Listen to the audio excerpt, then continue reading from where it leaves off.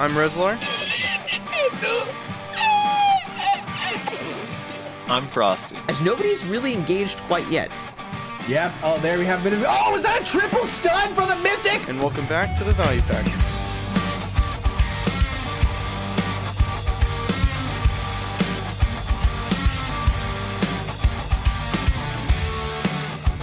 And welcome everybody to another episode of the Value Pack. Now this is going to be kind of a weirder episode because we did our 2-year anniversary last episode and we didn't read the comments on that. We were going to read them this week. So this week we have 2 episodes worth of comments we have to read, which means that there's a lot of fucking comments. So we're going to keep the topics a little bit light. It's a bit of a light week anyways, so that's fine because we're going to have a fuckload of topics, or comments rather, to go through. But first I want to thank our lovely patrons. Badgiana, Infrax, Wine, Auscultation, I Has Issues, Jeremy Johnson, Calahad, Lord Carrot, Mayo Knight, Minaria, Ponism, Slytech, and Talus Acceptum. Thanks to you guys and everybody else who supports us on Patreon. You guys are the fucking best. Alright, so let's jump right into the shit, I suppose. First thing we're going to talk about is Nova. It's out. Frosty's already re-rolled to it before he even touched it for a second. And, what's everyone's thoughts on it? They should put it back in the box that it came out of. Why? Why, Nyashi? Yeah, expand on that comment. It literally has a 3-minute cooldown node war fence that I'm going to desync into every time. We tested this, Frosty. You know it's true. What are all of the things you dislike about the class, Nyashi? I'm just fucking around. I don't really dislike the class. I think it's actually a pretty interesting design, but we need to know more with the Awakening to really know how well it's going to do. I think it's overall, my honest opinion though is I think it's a good class for large scale. It's going to be like our first like real defensive type class based on how its current pre-Awakening is for large scale, like removing PA with its passive ability. It's pretty nifty. Its wall every 3 minutes is pretty nifty. It's going to create like choke points. Does it actually remove PA though? I thought it didn't. No. Oh, I thought doesn't. it's only defensive buffs and stuff like that. Maybe someone has tested further, but from someone was saying it took away PA. No, it doesn't take away PA. I don't think it does. So from my testing, the defensive debuff removal, buff removal, all it really takes away is skills self like temporary buffs that last like 10 seconds. So if you have a skill that Red Moon gives you 20 DP for 10 seconds, it takes that away. But longer ones or more important ones to a class, so for example, Sork's Shift Q that lasts 5 minutes, like it doesn't take that DP buff away. And it also, it didn't look like it takes away skill add-ons either. Only like self buffs. So like Warrior and Valkyrie, like stuff like that. So we'll see. I don't know. I don't think it's like that crazy. Also, that with PA, even if it did take PA buff away, it wouldn't matter because they're changing PA to DR % anyway down the road. Yeah.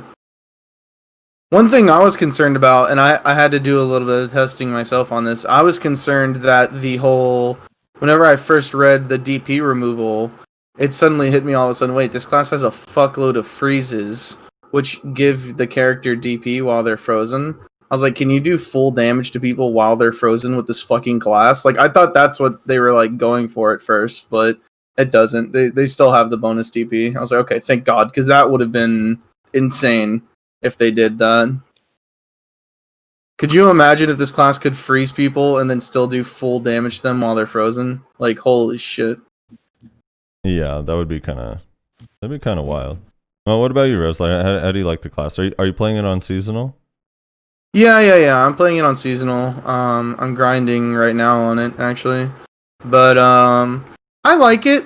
I like it more than I've liked the last few classes that they came out with. I don't know. It's like a slightly better Guardian to me, which like Guardian was fine. So this is like this is slightly better than fine, I suppose.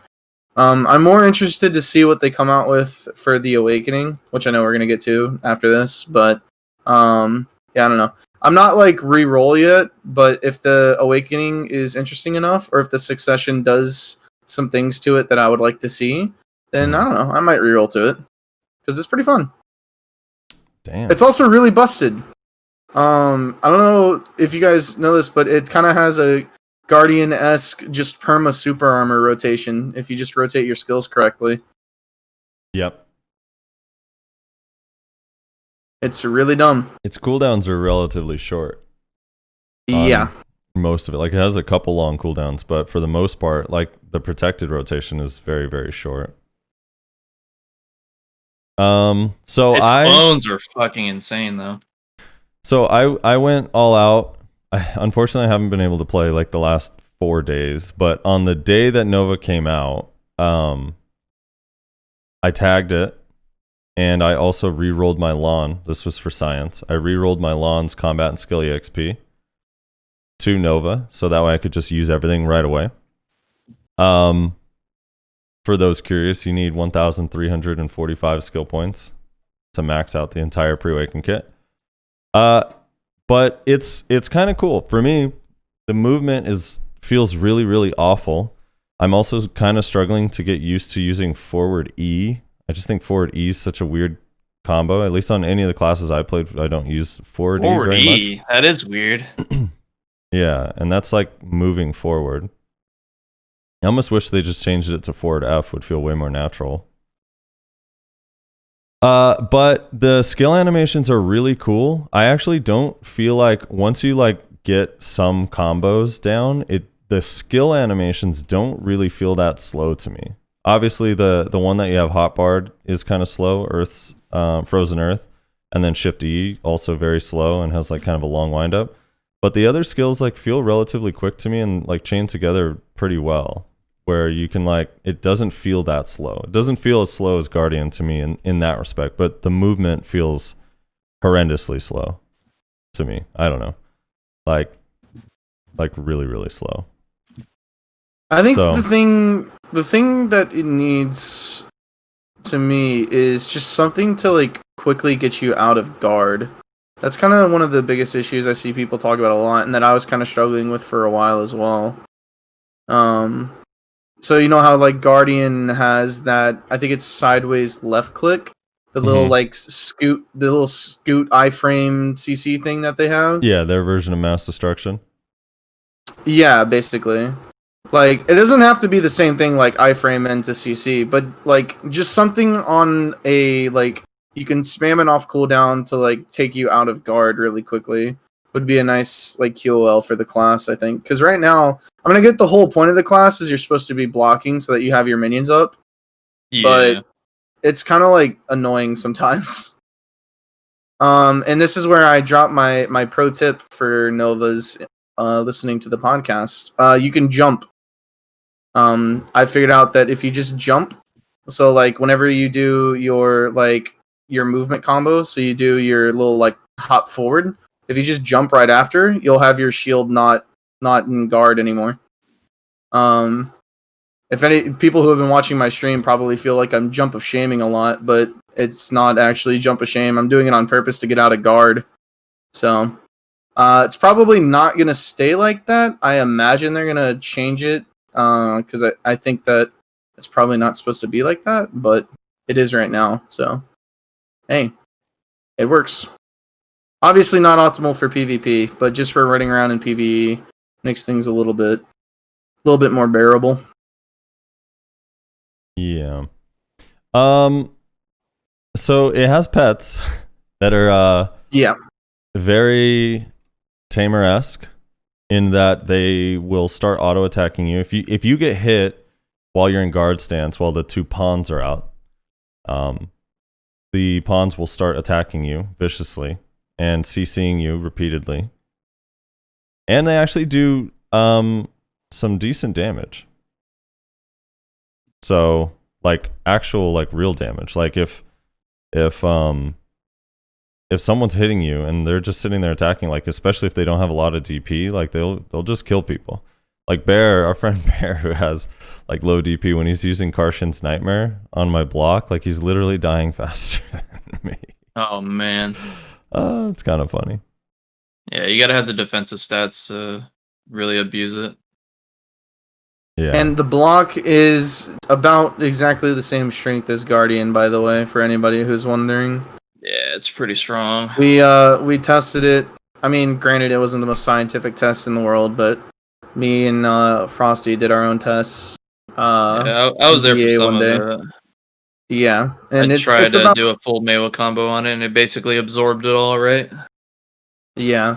So the test we ran, and again, like we're not like big and shiny, so not like the most scientific, but the test we ran is we did a Zerker 200% on a DP or on a Guardian with the same DP as Frosty on his Nova, and their block was what like 5 apart. Yeah, on every its, time like, it was strength. really, really close. Like Yeah, within 5% of your block that was left. On my Kuno was not the same though. My Kuno Yeah. Oh, no. against the same exact skill, my Kuno lost its block and died. Wow. yeah. So the Nova at how much DP do you have, Frosty? 377. So at 377 DP, Nova block can tank entirely a Zerker 200% spin. So Pretty Well, impressive. 273 AP Kudum. Yeah, 273 Kudum. Yeah, it'd probably break no problem to If it was choices spin. 290. Yeah, if it was Yeah. choices I mean, spin, I yeah, probably if would have been choices fucked. spinning, then yeah, ain't nobody gonna survive. But To be expected, though, honestly. It's a strong I mean, block. you still had your block had after the 200, it still had another what, like 30 durability or something like that, didn't it? 46% left. 46, Yeah. yeah. So I mean, that could probably go all the way up to I don't know, probably 281 to 285 is when you'd start getting in the danger zone. I would say 281 285 Kudum. Yeah. The DP buff you get from the block kind of reminds me of like, well, it almost feels like the class is only really going to be feel tanky when you're upright, just because you lose that 50 DP the second. Like it only lasts for 5 seconds and it refreshes on every time it gets down to like 4 seconds, like about to be 3. And a lot of times in a combo, you lose the DP buff for most of the combo. Like it's only there for the first skill or 2. I find that kind of interesting. I'm wondering if that's by design, like on purpose, you know? Because if it lasted 10 seconds, it would last for the majority of an entire combo, like And the entirety of a PA. and the entirety of a PA. I mean, the class is really interesting, but there again, like I was saying, it kind of need more. We need to see what the awakening is all about, because, I mean, based on the teaser, it looks like she can either A, summon a creature, and she has like a rapier type sword or attached to her hand or something. Oh, we'll Yeah. get to the awakening in a sec. So, Oh. Rez, you're actually thinking, like, just based on the pre-awakening, you're thinking about rolling to this? Maybe? As a tag? I mean, I'm having enough fun to where if the awakening / succession was interesting enough, I would consider rerolling. Yeah. Dude, these ice I mean, I would animations just- are fire. I would just have to see. Like, I don't know, the hash pre-awakening didn't really interest me enough to consider re-rolling. The Guardian pre-awakening didn't really interest me enough to make me consider re-rolling. But Although the Nova's awakening kind of- was pretty cool to me. But yeah, I kind of like Nova. I like the whole thing where it's kind of I don't want to say like you have to kind of use your brain at least a tiny bit, and that if you're not paying attention and your minions aren't up, then you're literally gonna do like 0 fucking damage. Yeah, the minions So make I- a huge difference on the skill. I kind of like that there's that base level, like that base skill floor, basically, where you Yeah. kind of have to be like paying attention to that. Which I know it's like very simple thing, not hard to do at all, but I just kind of like that. That's kind of cool. What kind of like annoys me with that whole, like, the mechanic is nice that they added that for like complexity, because your damage really falls off if you don't have your block clones up. But what really annoys me about it is kind of like they're they're more or less emphasizing, oh, make sure you Q block. Yeah. With a super armor, really strong block. It's just like, okay, guys. Really? We already have the problem as it is with this bullshit, and now you're just like gonna put some major emphasis on it by adding a mechanic behind it. Like, okay. What Well, Us that's what's, us even non-grab if, classes are already struggling with this bullshit. well, that's the thing. Like, this class is like, I don't know. It's really so with a lot of other 360 like super armor block classes.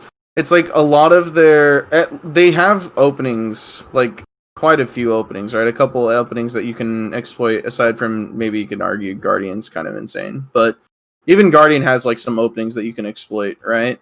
But it's like you can literally just SA trade people 24/7 like as the Nova, and there's nothing that they can do. Like if you don't want to have a single gap, you don't have to have a single gap. Unless we're talking like a DK gap where it's not supposed to be there, obviously. So it's kind of interesting. do you guys think of her grab? I don't understand why it's so hard. Go ahead. I don't understand why it's so hard to make a grab these days that doesn't make me feel like my character's having a seizure when it gets used on me. Yeah. It's a part of the CC. It CC's your mind. It like wrangles you. Like it's so weird. Yeah. What about like as far as you're using it? Have you like I don't know because when I was like messing around in BA, I really don't like the grab at all. Like it feels really weird to use, and I know it has some range, and just by default it kind of seems like, oh shit, that's really OP, but it's not. It doesn't have a lot of width to it, and it's like it's pretty easy to react to for most classes. Pretty narrow catch range, thank God. Yeah, it's a narrow catch range. For it being a range CC, that's kind of like what I would expect from a range CC, having a narrower type grab window. But yeah, it's really funky, and I've heard Nova say it's really unreliable to really depend on. I also don't understand. It says that it has forward guard, but I could not. I was testing like with an archer behind someone that I was grabbing. I could not get the grab off without being CC'd. Like no matter what I did. Like well, maybe it's a forward guard on the initial animation, but not the actual like grab itself.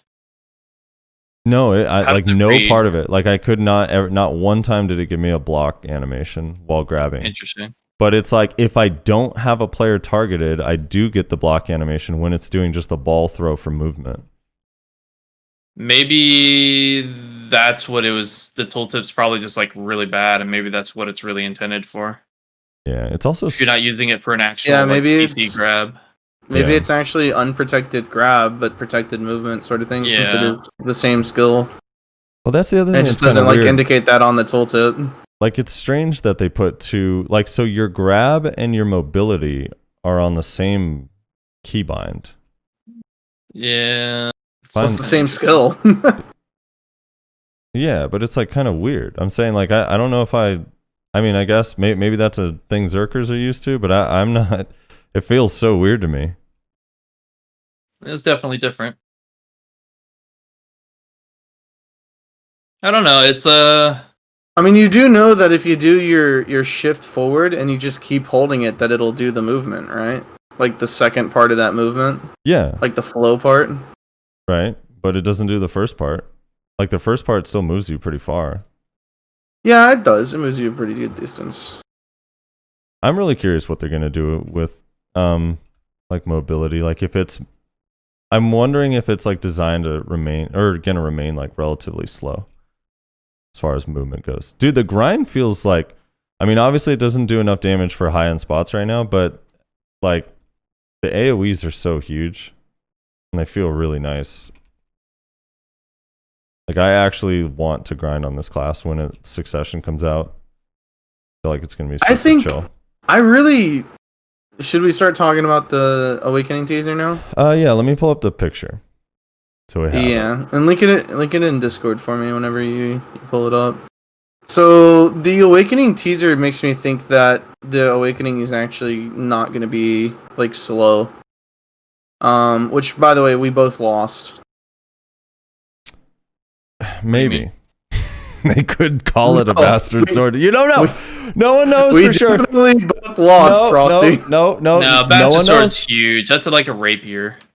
No one knows, dude. No one knows for sure. Okay. No We one actually don't know. knows. Hold on. Let me pull up this image because there's a bunch of things I want to talk about with it. Because I have some theories. Maybe they're wrong, but I have some theories. All right, there we go. Let me pull this up nice and big. What did you guess, Rezlar? Book. That probably is more in line with it than bastard sword. Yeah, for the bet Based on I the said summon. book, but I also said Oh, I wouldn't be God. surprised if it was a big fucking hammer, which was way off. Yeah. I'm kind of surprised they didn't do that either. I was thinking Okay. hammer or warhammer or scythe. So the image for those who can't see is a woman wearing what looks kind of like the Mystic's first outfit or Mystic's Awakening outfit. Remember, like Banya? Wait, link it for me. Oh, sorry. But looks kind of like Mystic's like Banya outfit or whatever it's called, the Awakening one, where it has like stuff kind of draped on the sides and the back, and she's holding what also looks like a rapier, like a fencing sword with a hilt. And she's standing in front of a giant monster with 4 horns, huge arms, like that's like 2-3 times her size. And it looks kind of insane. Yeah, it looks pretty crazy. So what is this image telling us, Rezlar?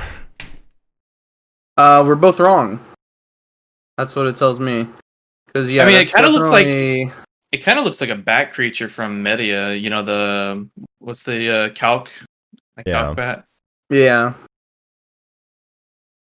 Well, I don't know. I mean, it wouldn't surprise me if it was a shadow caulk. Honestly, like it definitely does look very similar to a caulk. So if it was a shadow caulk, similar how we have Shadow Thornwood and Shadow Rhonorus, like that would make sense. Yeah. So Maybe is she this thing- summons a Rift Boss version of calc. That's her thing. That'd be pretty cool. Yeah, it is the thing. Like, I'm curious if it's gonna be just spawned at all times, like the pawns are when you're blocking, or if it's just gonna be part of a skill animation. I mean, considering it's literally just standing there next to her, I would assume it's going to be... And she's not blocking, by the way. She's just idle animation. That Yeah. tells me this is going to be like Tamer level, or Wizard or Witch level. of God, pet. please, no more of those. Yeah, this is going to be like just freestanding pet that you just summon, and it kind of like hangs out with you. Is likely what's going to happen. Because if she was blocking, then I would agree with that and be like, it's going to be like Thornwood. But she's not blocking. She's just idle animation, and he's just chilling there next to her. I hope it's vulnerable to puddles, just like the Tamer pet Hido. Rez, look at this superimposed calc on it. Wait, what? I don't know, dude. This looks like it's calc with a man's face. Oh basically, yeah, I've seen that. Oh yeah, like the putting the caulk over it. Yeah. dude. It looks. Yeah, creepy. I mean, it very likely is a caulk, and it's. I mean, it would make sense but calc- thematically. But calc is a bat. Like, this thing, does it have? I guess it does have wings, but it's like not like. What if it's like Like a I don't know. Maybe it is a calc. Yeah. her teaser trailer was I don't her know. in like a citadel, right? Like a church or something like that. Oh look! Hey, Like look a gargoyle. It could be a gargoyle. Hey, look in the Value Pack Discord. Look at what Piotr posted. He said same type of model as the guards. That was data mined. Right. What are they? Just a giant winged demon thing. It's the Shadow Caulk. I mean, that's literally what it is. Like we have the Shadow Thornwood soldiers and the Shadow Rhonorus soldiers. Is like that what the calc? Shadow Caulk. Maybe I haven't seen calc in a long time, or calc, but is this what he actually looks like? Yeah, that's something His similar. his face isn't like that. That's like a helmet. It looks like he's wearing, but I mean, pretty similar. He's usually obviously not spread out like this. He's usually all hunched over and shit. But Yeah. pretty similar. Yeah, This one, very similar. this one's like standing. The soldiers are actually aren't they technically like chess pieces? I heard Pawns, yeah. They Pawn, call them different rook. pawn names. bishop and stuff like that. Yeah, so it's very interesting. So I wonder what this is. Like, if it's gonna be named after a chess piece, what the fuck is this? Yeah, I guess Is that supposed to be like a chess thing, like a chess reference though? It's like I find it weird that they just only have one chess reference. I feel like they just called it pawn because translation. Could have been just translation issue, but yeah, they named them all like rook, bishop, pawn, and something else. There's four different ones. No, I think but there's knight. only I two. think knight is the other one. There's only the Shadow Thornwood mobs and the Shadow Rhonoros mobs. No, I think the different way you. Yeah, but there's more references to chess than just pawn. Is the thing. I know that's what I'm saying though. I'm saying that is it a reference to chess if they only reference one chess piece and calling them pawns? Like what do they call the shadow? No, Nova's the queen. Where's the Rhonoros skill? I want to see if they call those like knights or something. Maybe this ugly bastard is supposed to be the king. Yeah, but everything the shadow like everything in there, like, so for example, like counter gambit, opening, passed pawn, like the names are all like references to chess. Is the thing? It's not just like the pawn itself. Is counter? I don't know. Counter gambit, is that a reference to chess? They're all like chessy type words. Gambit is a name of a particular chess opening, like Queen's Gambit, for example. Yeah, I didn't know. There's also a show called Queen's Sick Gambit. show, dude. Sick show. Did you like that? I liked it. I Oh my god, just as an aside, yes, that show is awesome. I love that show. I just find it weird that the Shift Q, they don't call like the Shadow Rhonoros like knights or anything like that. Seems like a missed opportunity if they are going for a chess theme. Yeah, I don't know. It seems a little bit. I'm not sure. I don't know. Stamma's mate. I mean, even that though kind of still sounds like a chess reference, doesn't it? I don't know what you mean by chessy type words. So I mean, it's like all chess diction. It's like mate, like you bougie as fuck. Check and mate. Like, have you not heard? Like, you don't have to be bougie to know chess words. What? How's that bougie? Where did bougie come from? Anyways, I've heard this recently. It's like some of my wife's friends started using this. I only played checkers. I was never that rich. Yeah, dude. I don't know. You're crazy, dude. I don't know what you mean by chessy sounding words. So I don't know. I guess I just never. Okay, I'm gonna explain something. No. Let me. Before checkers, I think, right? I'm gonna go over. It's like if you. Yeah, I think it did. A lot of the words are used in chess. That's what I mean. So I'm dumbing it down and making it simple by saying chessy type words. Pawn is not the only chess reference, is what I'm telling you. Like a lot of the things sound like they're from chess or like stolen from chess or themes of chess. Yeah. You're just saying that there's more chess references. Yeah, there's a lot within like the skill names. Mm-hmm. Yeah. Yeah, dude. Like being a true American right now. What does that even mean? What does that even mean? Now we're all American. Hold on. All three of us are American. Resler's being more American right now. Resler's being a true American, apparently. I don't understand what that means. Is that like a way to insult? Okay, so dude, how dare I not know these references from a board game created like 1,000 years ago? Can I want to talk about the weapon. So it looks like a rapier, but it also looks, because it looks like it's not just like a straight fencing weapon, right? It has like, it's spirally, kind of like the pawn's sword. Yeah. So I'm wondering if, and I don't know, maybe this is just hopeful, wishful thinking, but we had the reference to gauntlet, sword, scythe, right? Maybe she swaps between the soldiers' weapons? Yeah, maybe her weapon changes around and it's not just set in stone, because I can't imagine it. It just seems so completely a different theme to suddenly just be like a fencing class. So is Calc like following her around carrying her weapons for her? I don't know. Maybe even though it's like a rapier. He's the pack mule? Is that what it is? it's a rapier, but it's more like actually magic based, even though it's not magic damage, but it's like magic in the sense she's that melee, but yeah, all her abilities look like they're magic. Yeah, so maybe it's like Weird. just gonna be for spells and stuff. I don't know. Yeah, that's something to note. Like for anyone listening to the podcast and the streams, she is a melee-based character, so that's her damage type. So Her it's a little damage type is interesting. melee, and she uses cast speed, not attack speed, which is another thing that's kind of interesting. Isn't that does Valk used to have that way back in the day too, right? Valk still is cast speed, yeah. Oh, is it still cast speed? Yeah. I don't know. It's an interesting dude. That teaser is pretty sick.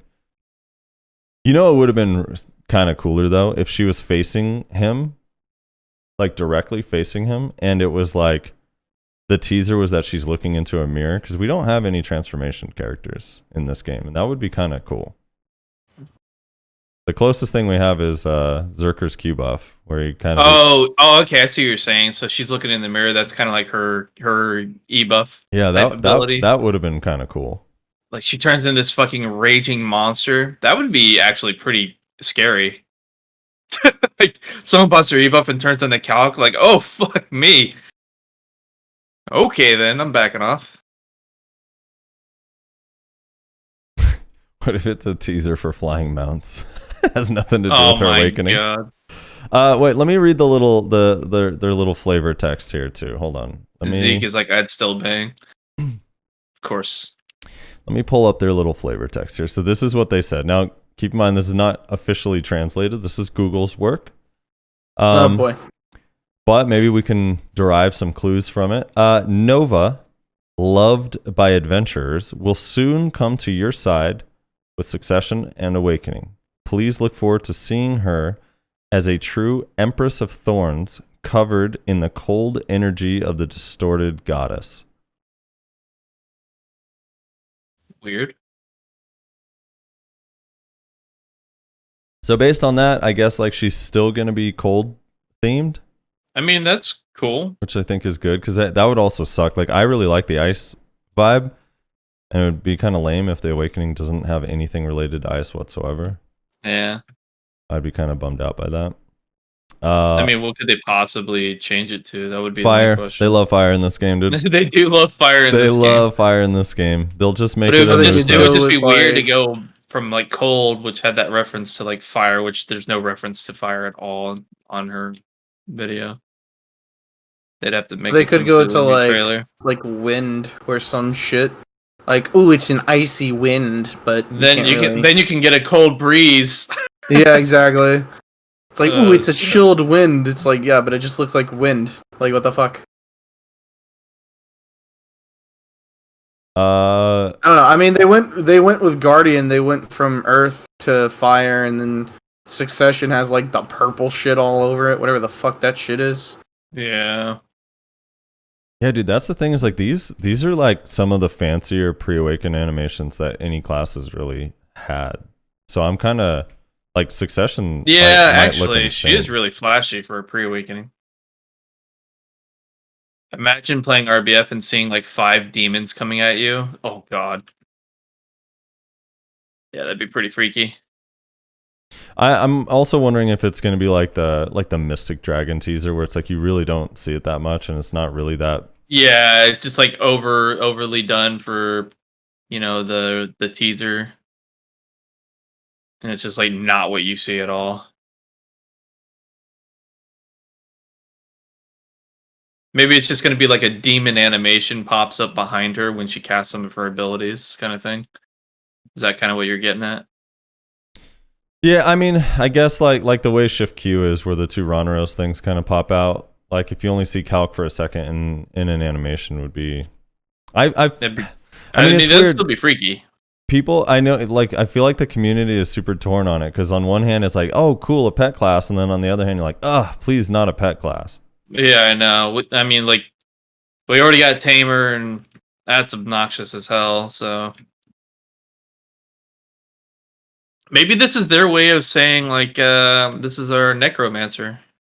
Except there's no, like, skeletons. There's just, like, these weird shadow clones. And then you're getting this golem in the form of, like, a gargoyle or a calc, Yeah. Maybe Didn't that's I what it literally is. say that last week? Did you? I'm pretty confident I did. Hey. Oh, well then. Well, Credit to Rezlar. Nayashi disconnected last week. Remember, it rained. Yeah, depending on Oh what you said, yeah, maybe I that didn't hear that it. may have been after he left. That is true. No. So, are we, Rez? Are you thinking it's just going to be the sword, or is it going to be more than one weapon? I don't know. It's a good question. Honestly, I don't know what rapier came out of fucking nowhere for me. So I feel like it would make sense for it to be some sort of multi-weapon thing if that's the direction they went.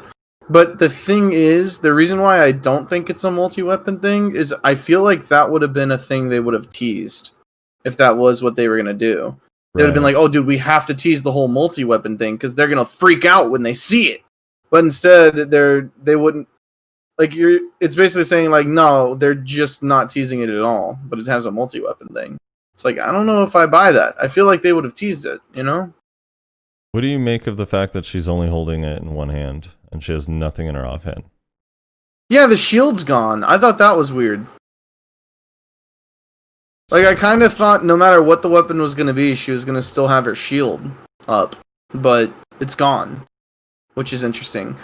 I wonder. I honestly my only think thought is maybe the shield turns into the caulk. Oh, okay. So Rez, just to re-emphasize. Wait, who is this? An official Black Desert? Here, let me give this to Rezlar too. They also show chess pieces in this little teaser. I don't know how this is from the 21st. I haven't seen this, but this is her KR teaser, I guess. I don't know. Anyway, The only thing I can think of, because somebody, whenever they showed the shadow caulk, I don't know if you guys saw, but someone posted on Reddit, they showed that like, you can actually kind of make out, like, what seems to be a silhouette of caulk on the shield, actually, for the premium outfit. yeah, it just showed hands is what I looked at. It's a bunch of hands. No, not on the inside, on the outside. Oh, on the outside? Yeah. Yeah. Someone, Maybe you're right. Maybe that's what it does. Someone on Reddit showed that like you can kind of make out like the calc like figure on the shield, like the premium outfit shield for the Nova. And so my thought is maybe the shield, whenever you go into Awakening, the shield literally turns into the calc. So she swaps to her mace turns into the rapier and her shield turns into the calc. When you Q block, the calc actually just wraps you up in his wings. Big hug. Maybe that's the Awakening grab. When I first saw this image, it didn't even dawn on me that it had wings. I saw it on my phone too, which kind of made it look way smaller. But I didn't even really notice the giant wings. I don't know. It looks kind of, dude. I'm really excited to see what this is gonna be. Oh, dude. I also am like just thinking about if she has that sword, that implies that she's not gonna be slow, right? Like how are you gonna have that sword, use it one-handed, and be slow? I don't think she's gonna be slow. I don't think she's gonna be like super fast, but she's not gonna be slow. 100%. Yeah. It's. Oh, here I don't know. Posted this in the wrong thing. That's like their hard little. To say until we really see it in action. Perlibis's teaser video where they had a cosplay girl turn into the actual character. They used chess pieces for the teaser as well, and a chessboard, like the whole thing. So they're definitely all in on this chess theme. Yeah. Interesting. Hold on one sec. I'm gonna use the rest. I mean, it's pretty interesting regardless. Definitely something a little unique. I found it. Here, I'm posting it, Nyashi. I'll make Frosty pull it up whenever he gets back, but I posted the Reddit link. He zooms in really closely on the shield for the premium outfit for the Nova, and you can kind of see it. It almost looks like the caulk there. You can see the wings and the horns and all that stuff. It kind of looks like it. me, it just looks like a shield with a rapier. A shield with a rapier. Where do you see the rapier? Right here. It goes through the shield from top right down to bottom left. Talking about the big fucking stick looking thing? Yeah. Yeah, but look like behind that. Do you not Yeah, see that like looks the like a wings and the shield. horns? I How don't does really that look like a see. shield to you? What the I don't fuck? really see the horns. If you're talking about like in the little the middle, the top middle of the shield, where the white area is, like, or not the no design area, basically, you see like a little, uh, almost like a downward arrow. That if that shape's supposed to represent the demon's head, I guess. No, that's the space in between his wings. He has his wings up. What do we So he arguing has his about? wings up above his head. Look, I found the post I Oh, was okay. talking I kind about, of see where you're Frosty. getting at. I posted the Reddit post. So he zooms in. You can, if you zoom in really Yeah. closely on the shield, you I can see it. kind of make out the calc on the shield. Right. Yeah, and the weapon as well. Yeah, kind of the weapon, a little bit. But Yeah, I Oh, was leaning more towards just seeing the weapon and what appears to be his wings being more of like a shield. I don't know. I feel like the weapon is like the most clear thing here. Yeah, I see the weapon. Really? Clear as, Yeah, it's a I see the giant weapon ass clear as day. rapier that goes across the calc's body. I see the calc though fair too, enough. and I see his horn. Like his horns are not the same style though. They're like curled back like a ram. Yeah, Yeah. but yeah. that's and why then, I was looking at those as being like its hilt and stuff like that. and then some ice underneath too. Yeah, like he's raining down. It kind of looks like. Yeah, like Dude, he's that's a kinda pigeon cool. shitting on people's heads. You know? Is that's kind of cool that in that you see it on The shield. design, yeah. That's pretty So cool. that's why I'm saying I think maybe because like the whole thing about the Nova is that she was trapped in the shield, right? And then she got out whenever the nun chick read the book or whatever. So maybe like the calc is like still trapped in the shield, and like through the awakening quest, the Nova is going to be able to like release him from it or something like that. You know what I'm saying? Yeah. I don't know. I'm really grasping at straws here, but I just thought that was a cool that makes thing. sense. Like hard to he's fun. if he's in the shield as well, and then the awakening is literally like his release from it. Is kind of a Yeah. cool idea. But again, It would make sense. if that ends up being the case, I hope it's not just like a one skill animation where you see him, or it's like just his ult or something. I hope you actually Yeah. see No, it. It needs to I be think more you guys. involved. I think Nyashi just has wishful thinking on that. Honestly, I'm Onto pretty what? sure it's gonna be a full pet, like tamer, witch wizard type Oh, you thought pet. it would just be No, out? I wasn't really wishing that. I was saying where he like pops out of skills and whatnot. I was thinking that was based on what Frosty was mentioning. I was like, is that what the concept you're talking about? He was like, yeah, kind of. Yeah, That was about the No, one I- particular thing though. I think That's it's not gonna how I be. expect it to be. I think it's gonna be full fucking pet, full tamer, witch wizard pet, like walks think- around with you, following you everywhere type pet. I honestly think the Damon's like a golf caddy, and he's just there to like give her alternate weapons. You know, just swap out. I hope they don't miss the opportunity in whatever teaser they do to show this thing like come out of the shield and throw her Oh, the you know they sword will. to throw her the sword from the sky. Oh, that'd be sick. Yeah, they'll do something crazy. And then after the credits, it's just them sitting on a park bench playing chess, Yeah, like the old Pixar animation, you know. the fucking demon sitting in one chair, she's sitting in the other. It would be Oh kind my of gosh. wouldn't it be cool if the only thing that Calc does is spin in a circle in front of you like Dragon's Pit on Oh my god! on- Please no. and it's just a 30% slow debuff. Please And no. that's it. He just spins in a circle. He flies in a little circle in front of you. You know, that's one thing I'm kind of glad about Nova. Like, it's so far, it seems like the slows are kind of easy to dodge. Yeah. Mind you, no one really knows how to play the class yet, truthfully. So there's a whole nother kit we need to wait for. So Also, Jigsaw points out that on that shield, the Calc's wings are up like the Calpheon eagle. that's interesting take on it. Yeah.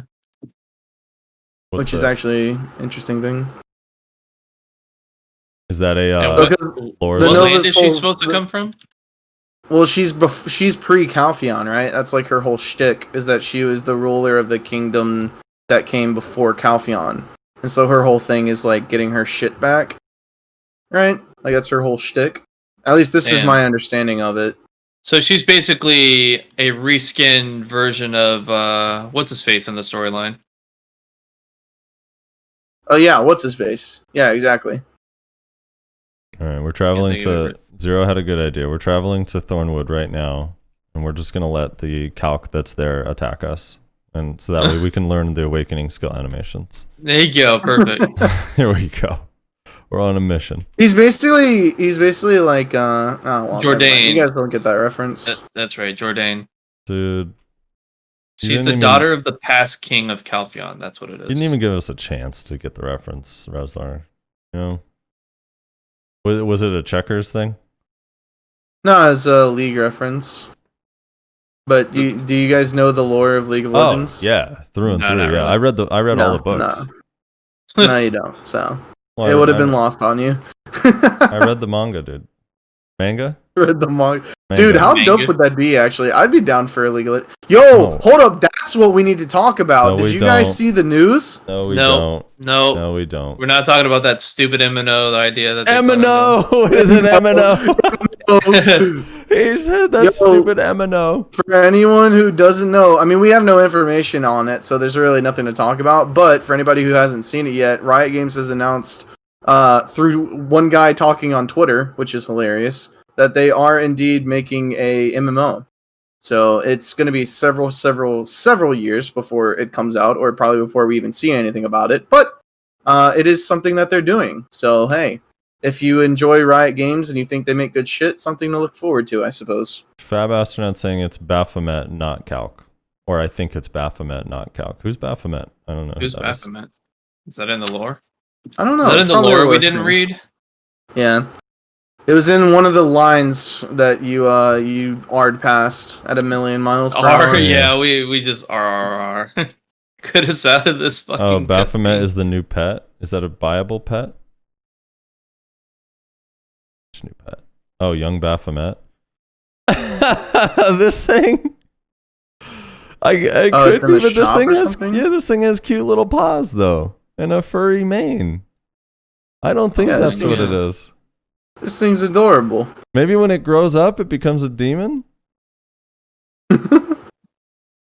Right, Also- is making a fighting game as well. He doesn't have a tail, does he? And his wings are separate from his arms. It doesn't make any sense. Yeah. I don't think that's it. This pet is kind of adorable though, dude. What is this pet? It is kind of adorable. What is his scam? Oh, he taunts monsters. Okay. What is his scam? Yeah, you know how it is, dude. Fucking scamming us with their bullshit.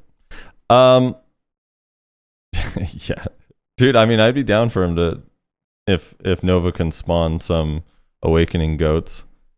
Awakening goats. That That'd would be be pretty kind of great. high. And then she could pick him up, carry him. Yeah. As far as the League of Legends MMO thing, I don't really have much to say except if it comes out, I better be able to be invisible 100% of the time when Oh my God. when maining Evelyn. That's all I'm saying. Oh my god. Dude, whenever League of Legends MMO comes out in 2030, you think it's still going to be tab target on Unreal Engine 3? They're probably gonna make it an MMO like Lost Ark and have it like top-down view.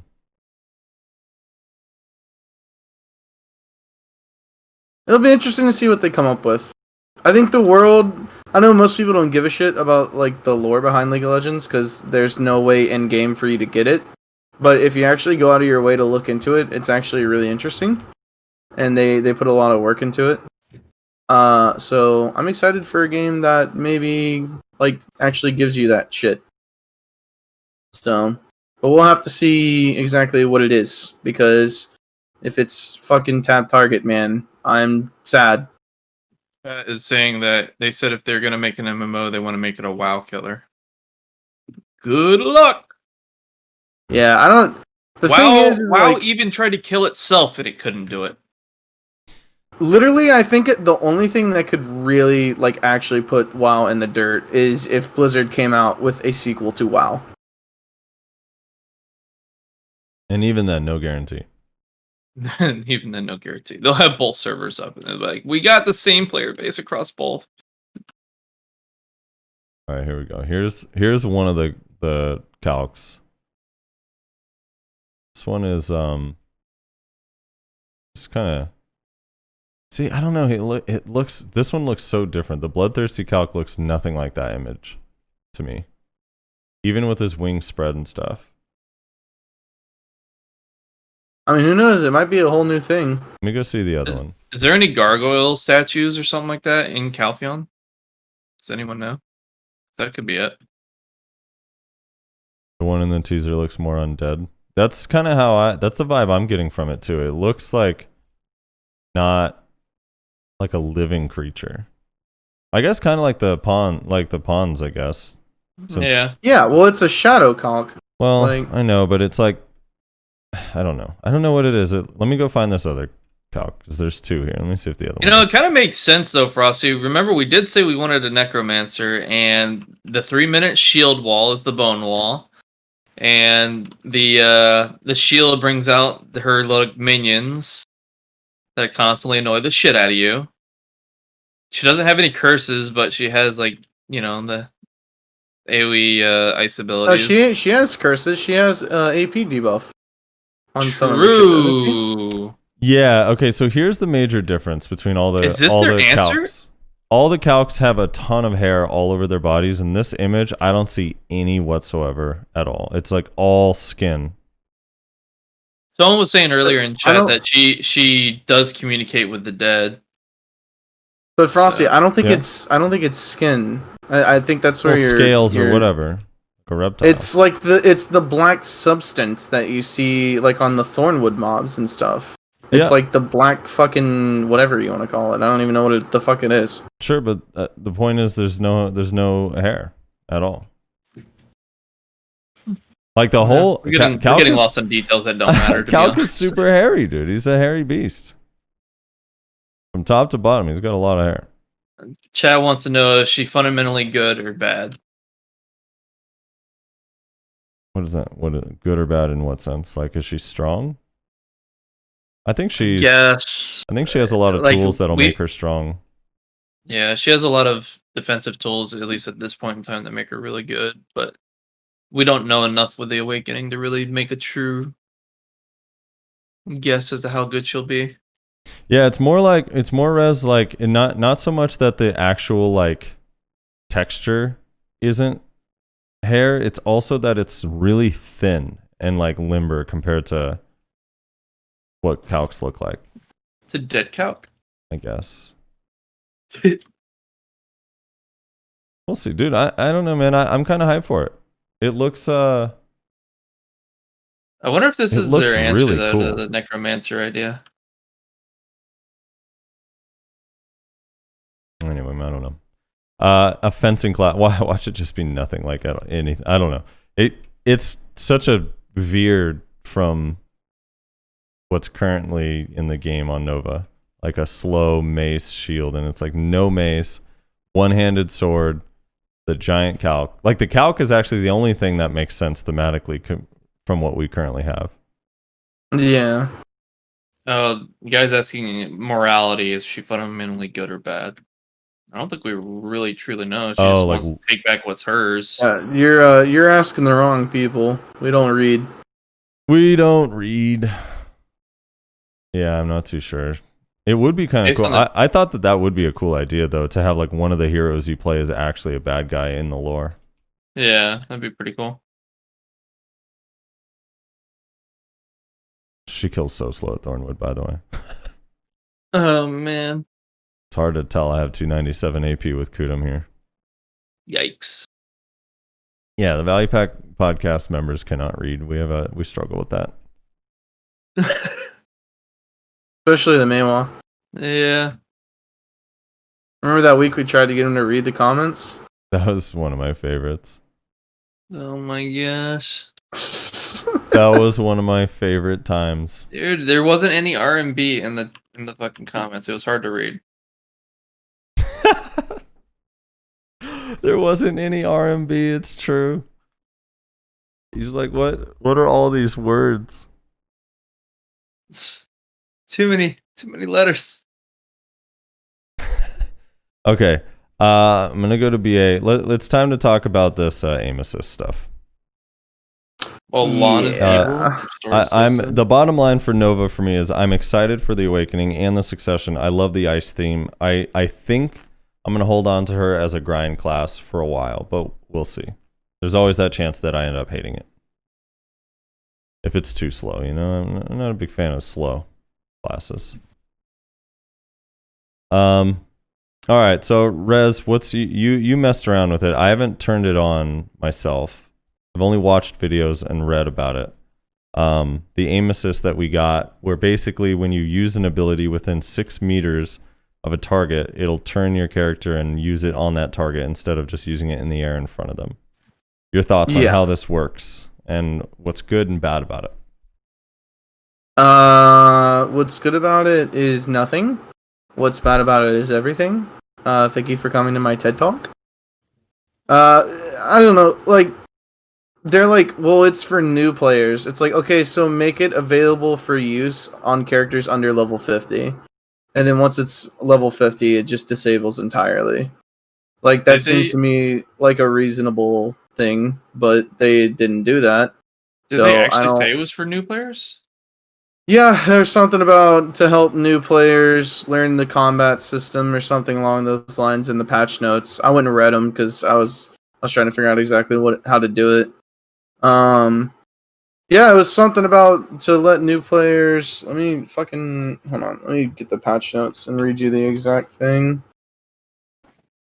So where is it? Here it is. Combat assistance was added. Combat assistance is a system to help new players get accustomed to the combat system. This setting will auto-rotate your character to the nearest monster when attacking while having no target. New adventurers will enter the game with combat assistance turned on. Existing adventurers will enter the game with combat assistance turned off. You can easily turn on/off combat assistance under Escape Settings, General Settings, Simplification. Combat assistance is allowed for both PvE and PvP. Sounds awful. So... First of all, if you're gonna add this, it shouldn't work in PvP at all. Is my first thought. This should change nothing for PvP. It should be PvE only. If you are gonna put it for PvP, then it just kind of fucks everything. That's like a really bad thing, I would say, for a new player to like think that that's how things are when they're not. Because then they're having to learn to play around this setting that they don't even know exists. And eventually they're going to learn that they can turn that off, and they're going to have to relearn how they did all of their things, which is kind of fucking stupid. So the whole new player thing is really strange for me. Again, I think if you want to implement something like this, you make it PvE only, first of all, which isn't really a problem, because again, like, once you hit level 50, it should just turn off. Like, if you want to make it for new players only, fine. Once you hit level 50, it turns off automatically. It's disabled. You can't turn it back on. And that way, while they're leveling up, they're learning the game, they have it turned on to kind of help them learn the ropes. As soon as they hit level 50, they're ready for PvP. They've gotten probably at least a good couple hours into the game. They figured it out at this point. And if not, then they can always just start another character. I don't know. It's really stupid. There's certain ways to glitch it out to do really stupid things. One of the things that I figured out how to do whenever I was messing around with it is on Berserker, you can rock smash without aiming at people. So I can be standing behind someone with my camera facing away from them, and then I can left click to punch, which it will automatically rotate my character to punch the target. And then as soon as I click left click to punch, I cancel that with rock smash. And then it'll grab them from fucking 6 feet away, and also not facing them or aiming even remotely in their general direction. So there's all kinds of wonky shit like that you can do. It's really fucking stupid, and just another thing that they implemented that they didn't think about how it would affect the game. They didn't test it at all. Like, they didn't fucking bother doing any research into this whatsoever. It was just some fucking idiot that was like, "Oh, this helped new players," and then they slapped it in the game without even asking the players what they think about it. And now retroactively, they're like, "Oh, people are really upset." Now they have that thing on Twitter, like the feedback thing on Twitter or whatever, and everyone's just like harassing the fuck out of them about it. That's not. That's the library. It's a different. It's not even a part of PA. I know, but it's just like it's hilarious because like I don't think anybody I don't think a lot of people knew about that, and even if they did, they didn't use that. But now it's just getting like absolutely spammed with people like, "Hey, this is us. This is us letting you know this is fucking horrendous." Yeah. Well, I mean, it's just So they're trying to get feedback and basically say like this is not something we want in the game. yeah, So do something about it. I Get don't rid know. of it. So like, I guess the TLDR would be they say it's for new players. If that's true that it's for new players, make it automatically disable at level 50. And there you go. It's for new players. And it doesn't affect late game like PvP in any weird ways. It doesn't fuck over like players like PvE if they happen to have it turned on. Because it'll sometimes fuck you up if you're trying to like kill mobs with it on. It can be really weird sometimes in the ways that it interacts. I think it's a waste of fucking space, but if you're really gonna implement it, then implement it correctly. Because right now the way you implemented it makes no sense. Since it's for new players, I feel like a simpler thing would just be make it so it only works with auto attacks and nothing else. That way they don't have to choose if it's PvP or PvE, because it's weird. They like hand-picked individual skills. Yeah, yeah, weird. Like Shadow Clones doesn't do it, but Shadow Explosion does. Which is But the thing why? is if you make it auto attacks only, then that still leaves it open for issues like I talked about with Rock Smash. Yeah, but like what issue where people are auto attack aiming in PvP would it become too strong or actually affect PvP in any way? Basically none. I mean, I guess none. But that's why I'm saying auto attack, since no one uses actual auto attacks. Where like literally would just be a new player starting the game out, and when they auto attack, it turns towards a target. I just don't know why. For me, the whole like purpose of it also is not really. Were new players having a hard time targeting things? I don't think they were. I've ever heard that. Was that a thing? I don't really get that. Yeah, it's a little confusing with the reasoning behind this feature being implemented. I mean, like Rezlar said, I don't think it should be PvE or PvP oriented. If anything, it should be PvE, because if it's for newer players aren't really focusing on PvP, and if they are, they're doing it wrong because they got too many other things they should be focusing on initially. So I'm in agreement with that. It should be like PvE focused. And like you said, Frosty, I think it's just weird that they handpicked certain abilities. Like for like my class, it seems like almost none of the pinpoint type abilities work with it. Just the AoE kinds, like Red Moon, Sticky Snowflake, Decap, stuff like that, as an example. So it's just like really weird. It's not really useful. And some classes can actually like abuse it for certain mechanics, and it's just like it's just why. I don't know if you guys saw the same GIF that I did, but there was one GIF of a warrior that solar flared like balance strike behind someone, and then did a I forget what it's called, but it's balance the float that they have where they throw their sword up in the air, and it auto locked onto the person when he did that. Like behind him. Huh? All right, calm down. It doesn't really not matter. Balance strike. That's wrong. No, it's balance strike. It's not balance strike. I know for a fact that's not balance strike. Overwhelm. Balance strike is the shield. Overwhelm. Right? Yeah. Thank you. Overwhelm. Balance strike is like the shoulder charge. I'm pretty sure that they do. It doesn't matter. No, Look, balance strike swings across the side. But it's called overwhelm. You're right, Frosty. That's what it's called. It's called overwhelm. I'm not right. I was reading from the chat. Well, that person was right. The other one I saw was block jump. I think was messing around with it, but he used ninja step to get behind the target and then just press down F for serpent ascension. Instant turns to the target and use it on their back. Yeah, there's also a hash ability, combo, like short combo that they can do where they can just easily manipulate it to get to and from your behind you and then bait you and then basically go to where you were going to be. It's kind of weird. It's hella fast too. Yeah, I don't like it. I want it removed from the game, to be honest. I don't think it helps new players, and I don't think it's good for PvP in any way, shape, and form.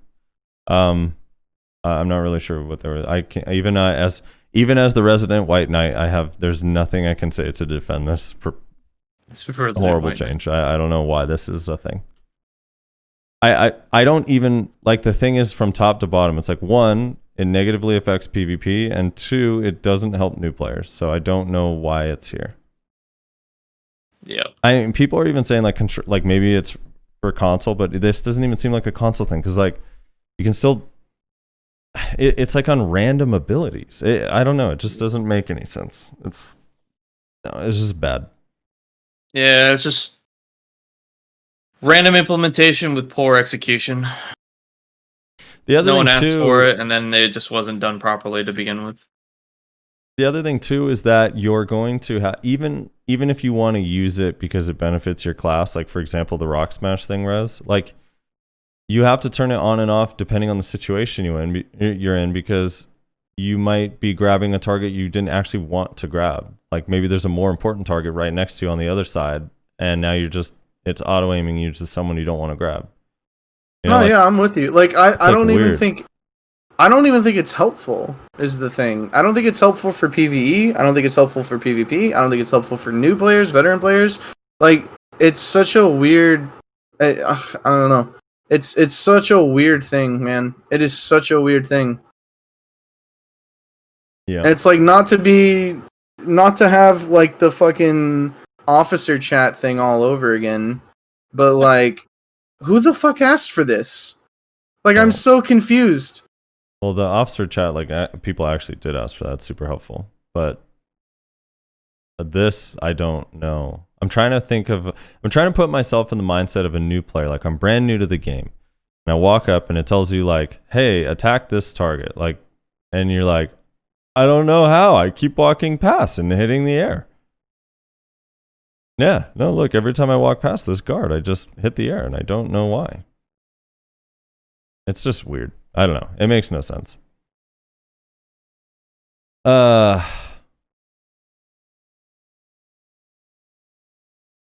Well, do you think it's going to get removed? Do you think the feedback is going to be overwhelming? I wonder like how KR is reacting to this change. A couple that I've talked to, they said they're confused by it too. But they obviously don't speak for everybody. They're just a couple randoms. Yeah. I don't know. It's just weird. Random and just weird. I mean, it is part of me also wonders if they were listening to Nayashi's complaints about desync and they're trying to implement tab targeting. Like the only thing this is really missing to fix that issue where there's two targets is let me press tab to cycle through who I want to lock on.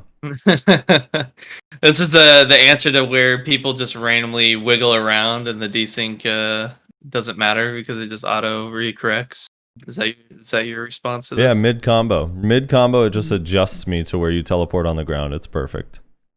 I'd have to see it in action to see if it works effectively like that. I haven't tested it that far yet. Like Wapit is pointing out, I just imagine it on Awakened Lawn grab. Like you already couldn't really miss, but now you really can't miss. Yeah, really. Oh my god.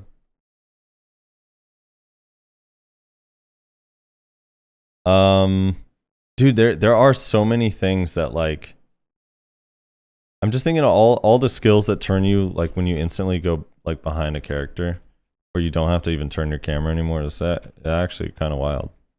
Oh, someone just mentioned something that sounds mildly interesting with it. Maybe they think it will fix the better FPS equals better PvP. But like so hold on, I'm gonna add into that. So maybe this is their like preemptive addition to go and coincide with the FPS change that they plan on doing that they talked about. So basically it's gonna remove all the mouse movements and all the weird cancels. So you want the combat assist to help you do those kinds of things. Yeah, but the problem Maybe is that's the reason it doesn't really help with mouse movement is, again, it doesn't let you choose a target. yeah, I know. Yeah. Yeah, I'm well aware of that. I'm just saying, like, this is maybe some like weird solution that they have in conjunction with the future FPS change, and maybe they'll finally go and copy over the Global Labs mouse movement being removed again, even though they put it back originally. That's it, guys. We're gonna be pseudo mouse pseudo tab target. Choosing the target comes with a value pack. You have to have a value pack on to choose your Yeah. target. Wow. That would be pretty sick, dude. Damn. I don't know. It's it's a strange time we live in where where I don't know. I just don't think it Full really tab helps target new honestly players. better than this shit. What the fuck? All right. Is there anything else you guys wanted to talk about? I think we kind With that, no. I don't think so. I mean, we're all in agreement that it's awful and should probably be removed from the game, right? Yeah. yeah. So Yeah, you should definitely have to aim for grabbing, I would prefer that. I feel like yes. I feel like you should have to aim in general. Isn't that kind of why we all play this game? Yeah. Yeah. I concur. That's like if fucking like imagine if Call of Duty came out with a patch where it was like you no longer need to aim. You left click whenever you see people and it'll snap right to the target from no matter where you're looking. It's like that's kind of a core function of like how the game works. We actually have that. That's aim assist. Well, aim assist is like this would be like aim assist times 1,000, right? Yeah, I know. Like, that's the thing is that we already have. Like that's the thing that's so confusing about this. Like we already have aim assist, right? And I know it's more for range than melee, and this is for melee instead of range. But it's like no one really has a problem with aim assist because it's kind of a necessary thing for ranged abilities, or else you're never gonna hit literally anything ever. It's not possible in a game like this. But it's like when you apply that to something that's like melee and to things that are giant AoEs or have huge like hitboxes, it doesn't make sense. I don't know. You know It's what? really You know weird. what? I think I know what this does. So when you're trading someone, it makes you face them, so you don't get back attack damage. That's it, right there. Helps reduce the overall damage you take. From trading? Yeah, because it automatically turns you to face them, right? If you hit a target with the aim assist on, it should do 50% of the damage. That's all I'm saying. And the grab should be resisted 100% of the time. I mean, I just agree with that. listen, intern. I know you're listening. Just remove this. This doesn't Intern. help anybody. I know you guys thought this would be a good thing for new players. It's not. It actually kind of hurts them more than it helps them, in all honesty. If you really are adamant about putting this in for new players, then disable it automatically for all characters as soon as they hit level 50 and don't let them turn it back on. If you're absolutely adamant about, no, the new players need this, then that's how you should go about it. But really, I think it hurts the new players more than it helps them because you're conditioning them around something that is actually not good unless they're using it in gimmicky ways, which they're not going to know how to do because they're new players. So just this needs to be removed. If you're absolutely adamant that it's not going to get removed, then disable it automatically at level 50. Honestly, that's just how it needs to be done. Or just leave it as PvE only. But it's not even good in PvE, honestly, anyways. No, it's not. It's not good in It PvE makes you either. target the first mob in front of you, which isn't always the one that's in the middle of the pack. So your AoE tends to like go to the side and you miss some mobs. So it's just awful to use. Yeah, I mean it's just kind of bad all around, which is again why it's so confusing that they even thought this was a good thing. But hey, Yeah. you know, Perlibus, man, they're on a higher level of thinking than we are. Maybe we're just not woke enough to, know what's good for us, Right? Maybe Isn't that the word, I'm pretty confident. Like, I know I say a lot of Alex Jones type shit, but I'm actually really confident with this next statement I'm going to make. The guy who came up with this idea 100% plays Maywa. Hey, what the fuck? we don't even have anything good with it. Why are you gonna be like that?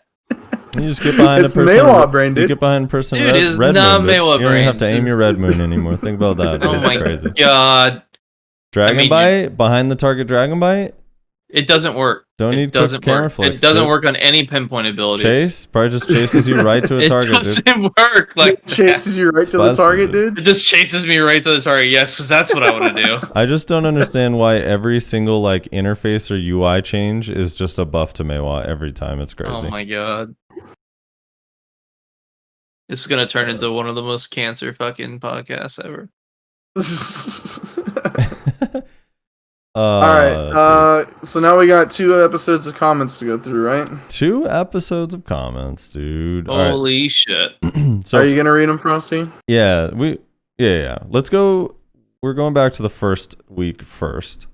So this is from 2 weeks ago. So we apologize for the delay. Just last week was kind of crazy. So these first comments are for episode 91.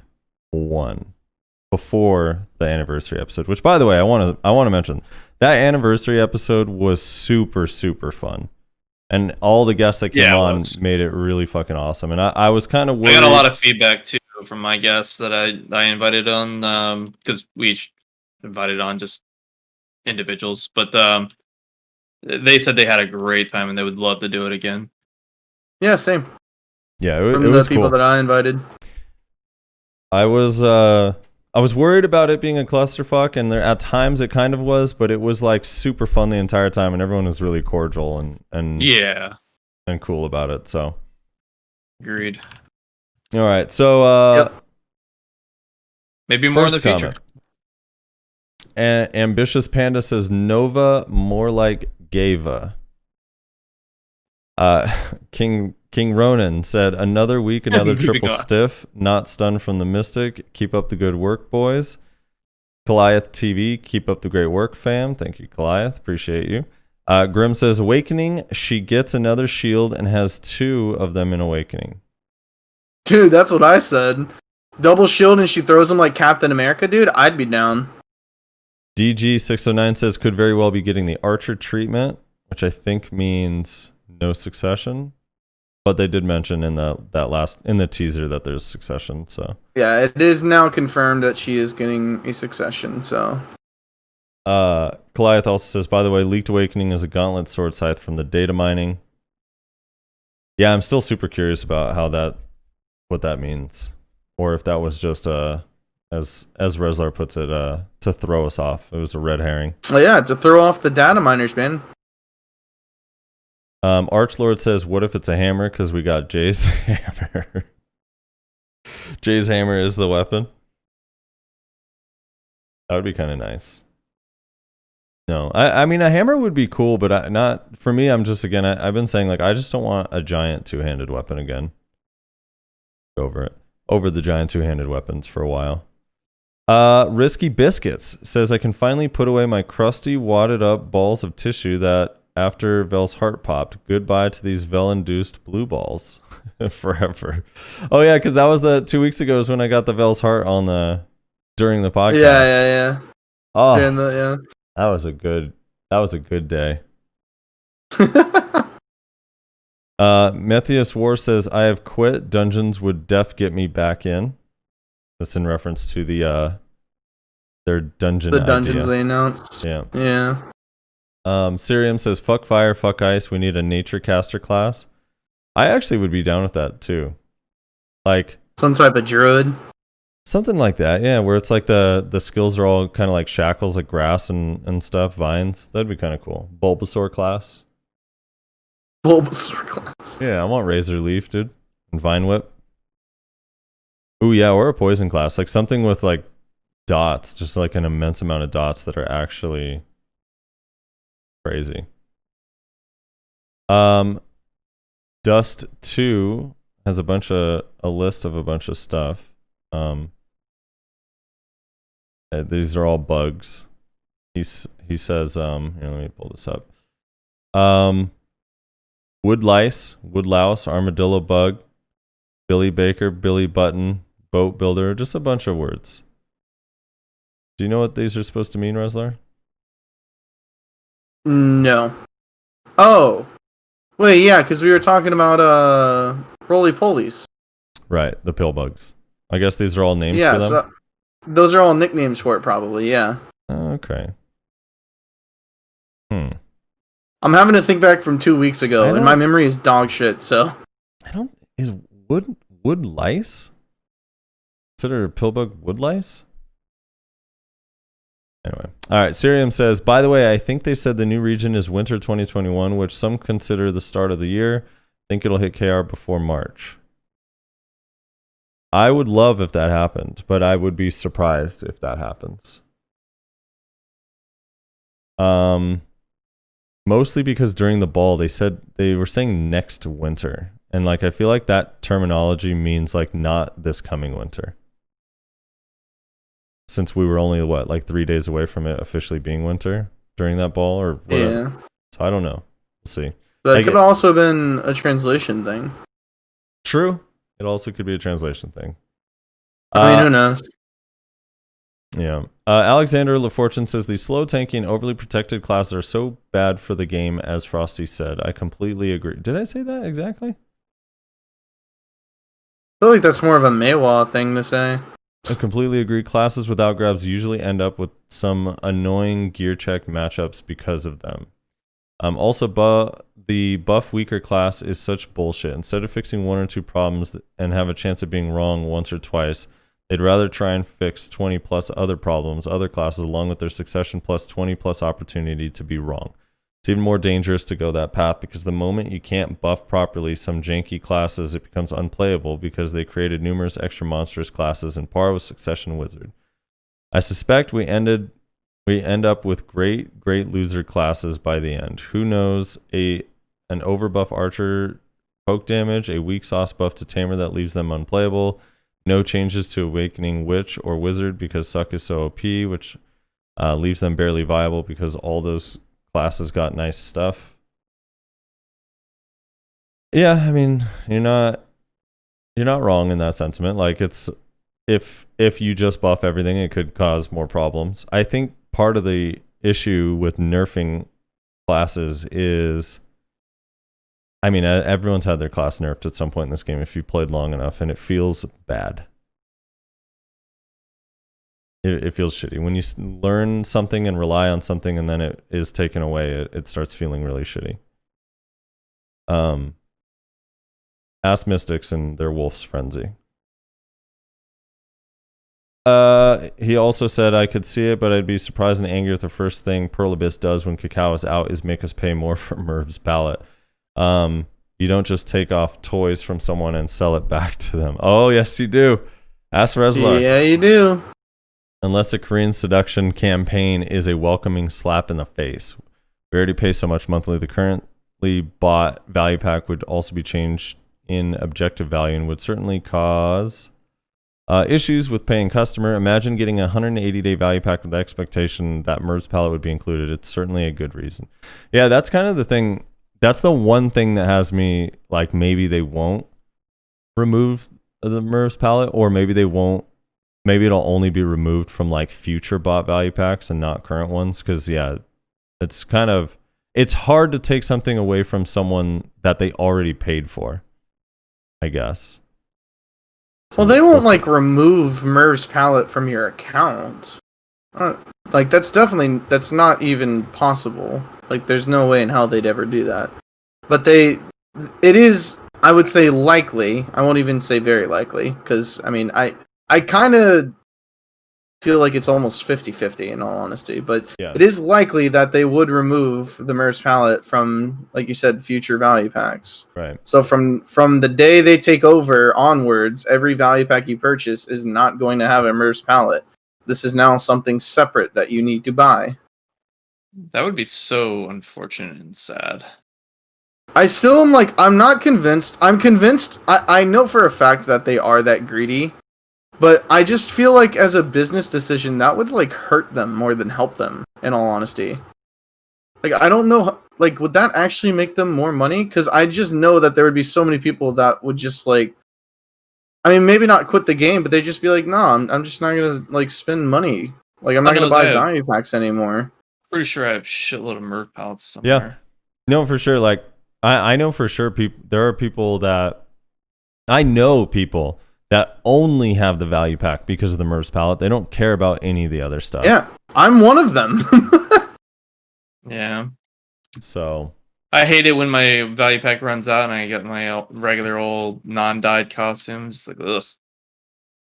I don't know. So like, unless the only way I could see it like is if they separated them and then like reduced the price of the value pack because it no longer contains a Merv's palette, and then sold a Merv's palette separately, but for a small amount of pearls that was the equivalent of like if you combined the new Merv's palette and the new value pack, it adds up to about the same as the current value pack.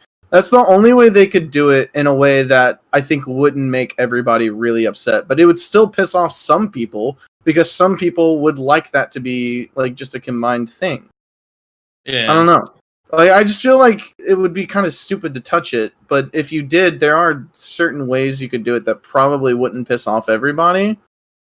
But I feel like even just by touching it in and of itself, you're gonna make somebody angry somewhere. Every time the value pack gets like adjusted, it brings up a lot of controversial topics on it. yeah, it's a bad idea. Also, pro tip, Perlibus, if you want to make people happy when you swap us over, combine the old moon book and the Kama blessing, and don't charge more for it. You know, that would be a good start to our relationship with North America and EU. Would it be a good start? That'd be a pretty good start. You know, just start with that. Be like, listen, the KR players didn't care about this, but you guys seem to, so we're going to combine the old moon book and the Kama blessing into one buff and not charge more for it. But would it have both prices included in the one price, or what do you mean by not charge more? Like leave it at $12.50? Yeah, if you want a 15-day Kama blessing, you buy it for $12.50 or whatever it is, and you get both.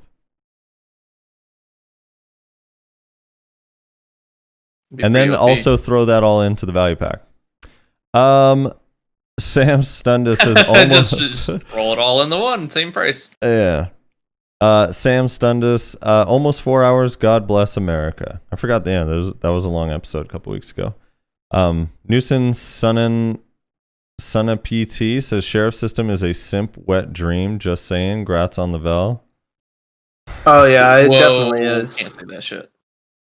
Yeah, you're gonna get banned on Twitch now, dude. Well, I'm just reading it. I'm just reading what they're saying. Okay. No, it doesn't matter. Like context, dude. Context honestly does not matter to this fucking company, bro. You're gone later. Gotta delete the bot. Download it quick. Dr. Mahara says Nova looks cool. It feels like Guardian with its slow animations. However, it's going to be a different playstyle. Guardian is a frontliner. Nova looks like a defensive mid-range combat style with skill effects range similar to Awakened DK. Probably with the addition of a lot of frontal guard. Guardian has a lot of SA. Nova may be a frontal guard class. Pre-Awaken looks bad for 1v1 PvP and good for large scale. Looking forward to Awakening. Dual Mace or Huge House Hammer with a lot of KD skills would be great.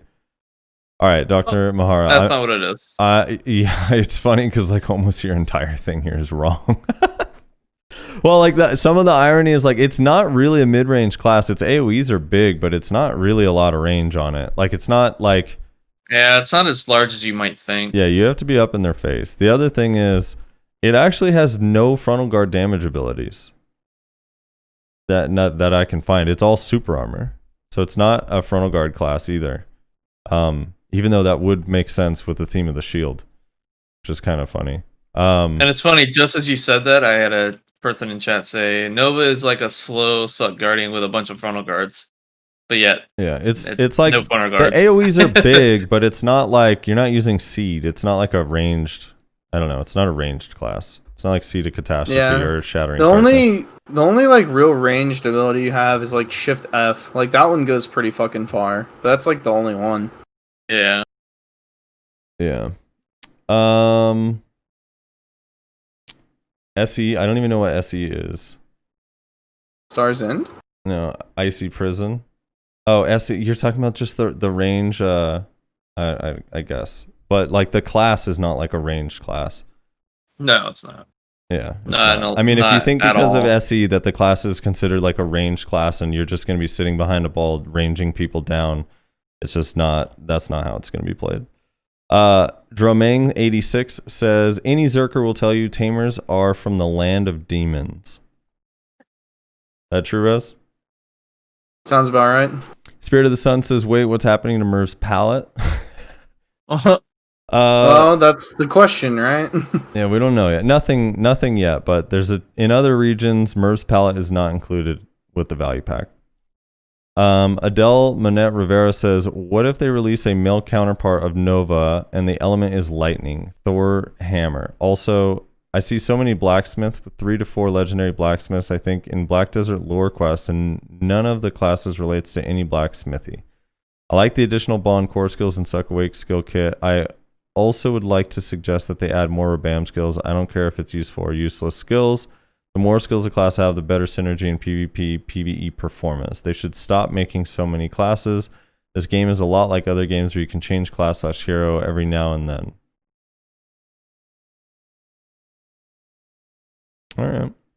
I had a comment from chat going on that topic of making us happy when they take over and switch everything to their servers. Just go ahead and remove slows from the game. Just no one likes them, Remove slow stacking. or at least make slows like max 30% at most. No, slows are like such an important part of classes, like kits, but slow stacking is what needs to hit the fucking axe hard, honestly. Yep. The Assassin says they better make that nun outfit an actual costume. Oh, from the teaser? They should put in... Oh, Well, it's not a you don't have the costume, ability to wear that? It's just the armor. Like literally. Like if you put on the you know how now for like what you call it? The main quest line for like Balanos and Serendi and Kalfion, you get like the armors as like costumes. Mm-hmm. Yeah. It's literally like nun outfits. Like all of them have like a nun outfit. It's interesting. So there you go. They gave it to you, and you just have to do the quest line for it. He also said they should put in Chirag or Chirac, seeing as I'm only about 3 to 4 hours from there, so I can have less latency and FPS drops. I agree with Reslar on this one. Oh, for moving the servers? Put it in I Chicago. don't think they're going to move the servers. I just hope that they improve them. Put it in Chicago.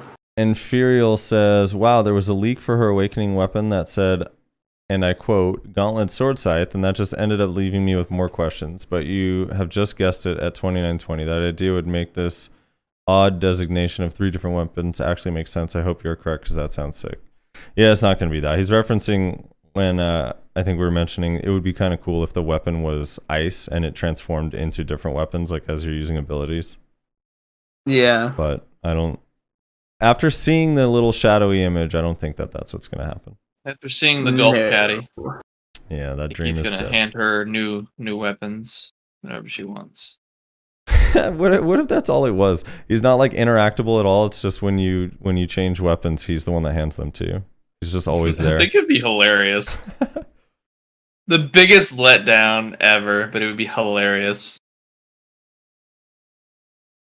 Yeah. So Onigatana says, a lot of people that know me say it's odd that I play Ninja and Guardian since I've been playing Ninja for 2 years. Late 2017-ish, I made my Ninja. The two classes are completely different in terms of speed. Guardian is probably the first class in a long time that I've enjoyed as much as Ninja. I've been playing Guardian since her initial release in KR and haven't had any regrets other than fighting warriors and Kunos. I'm probably one of the few Guardians that plays Succession.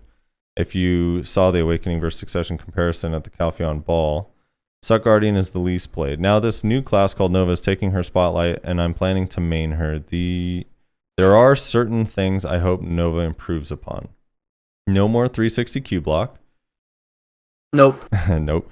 I think a 180 block would be balanced for non-grab class. Also, since Nova has a tower shield, also that second part is wrong too. It is a grab class.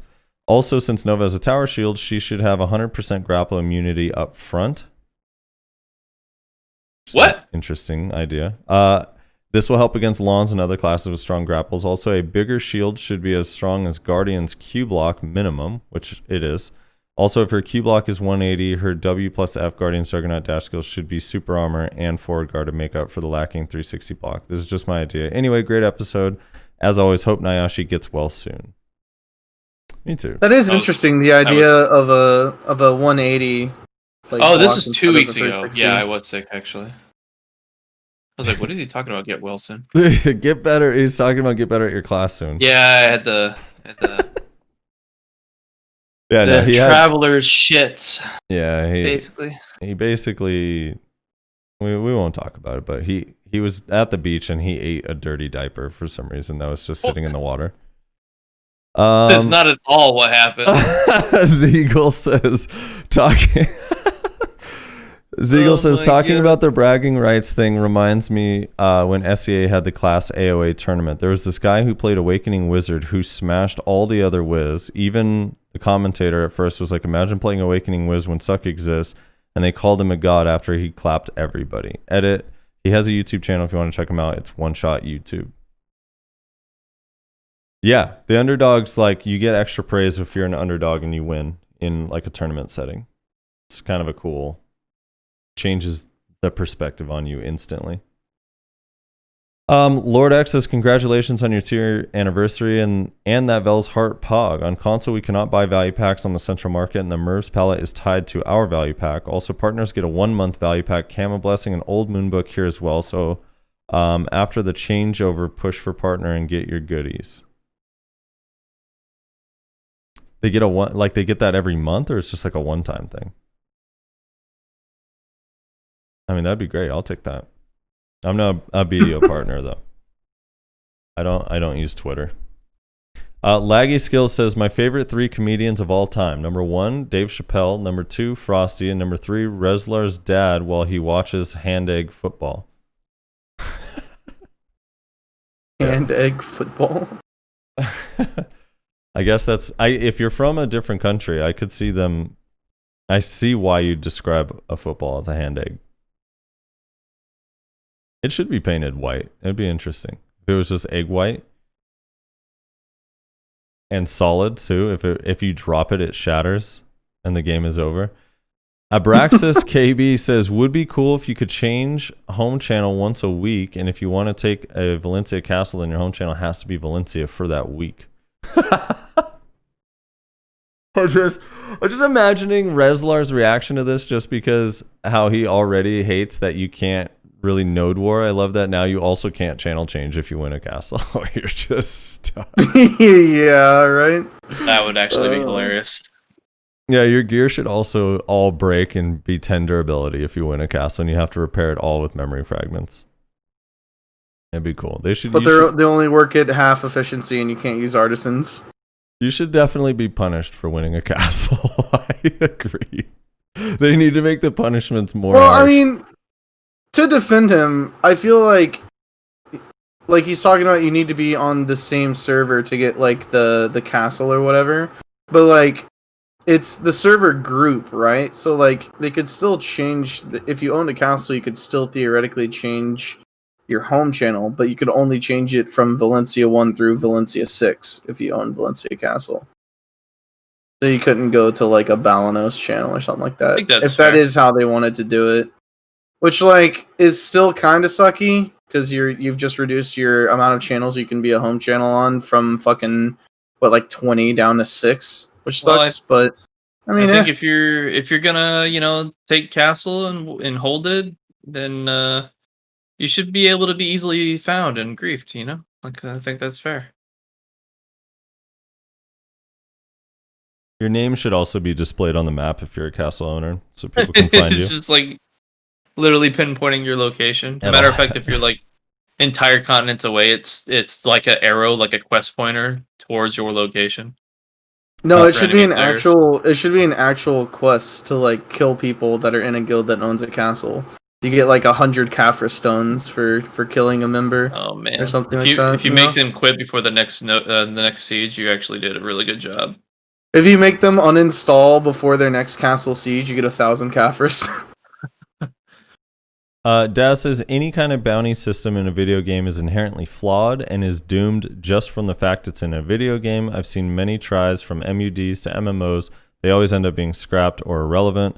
If the reward for sheriff comes fully from the player who wants to hire, they won't be able to pay enough to the sheriff to make it worth their time. In BDO's terms, someone who can only make 50 mil an hour won't be able to pay someone who can easily make 100 mil an hour or more.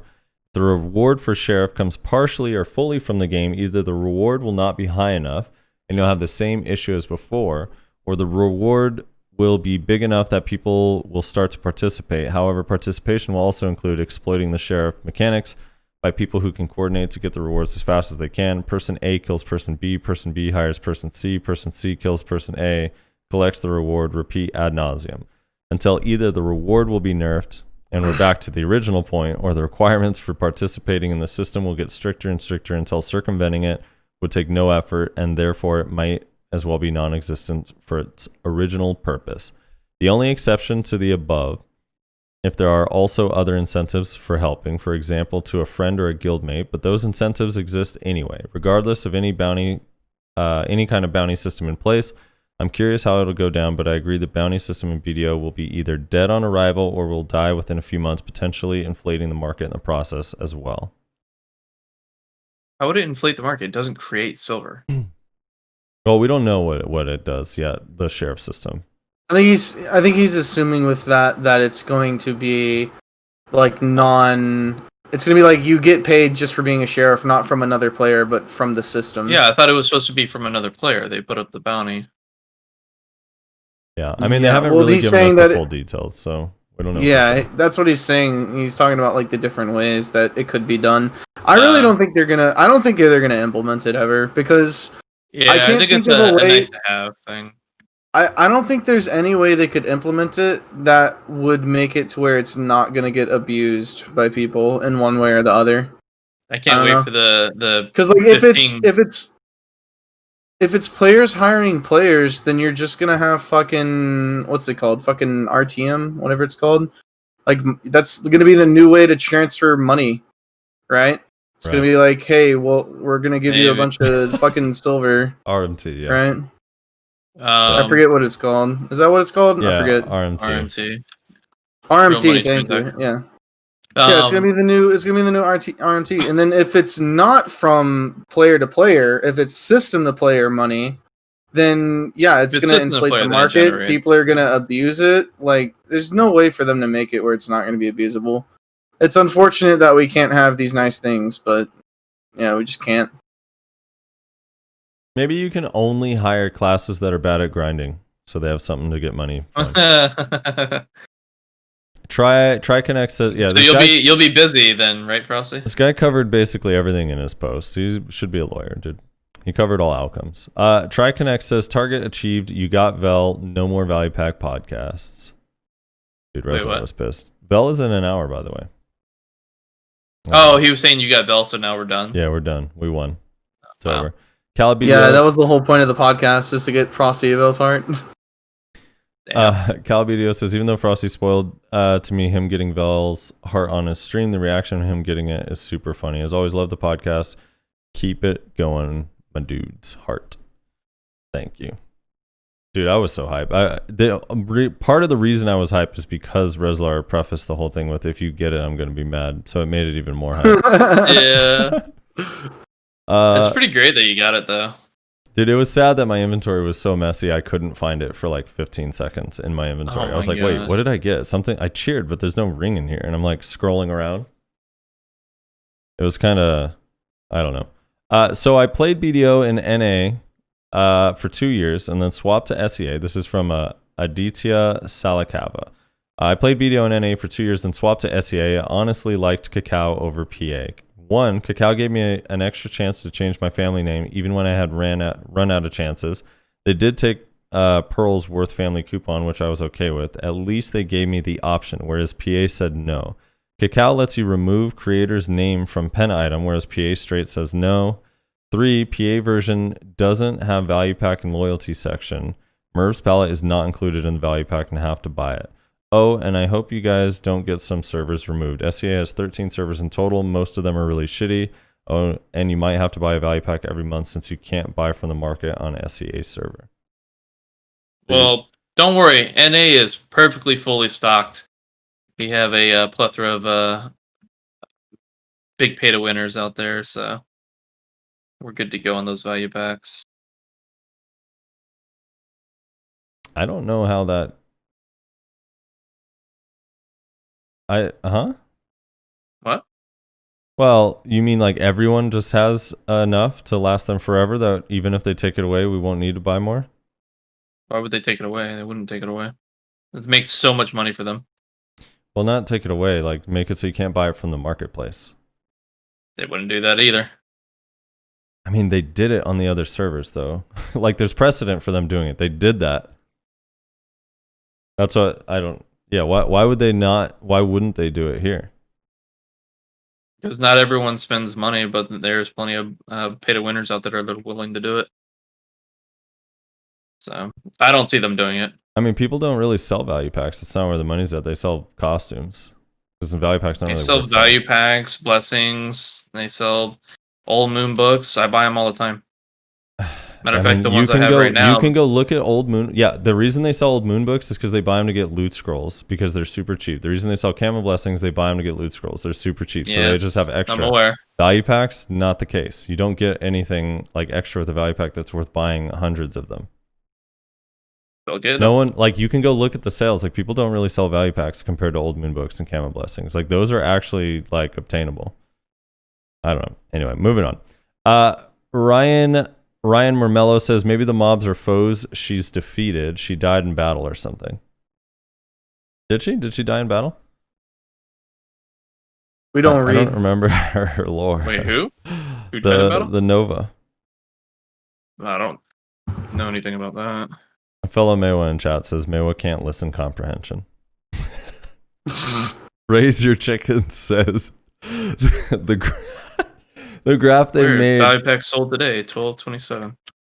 No one's saying zero sell, Nyashi. It's go look at how easy it is to get a value pack compared to an old moon book. I mean, like that is what I'm telling you. Like an old moon book, there's one order up. How many value pack orders are up? 9,435.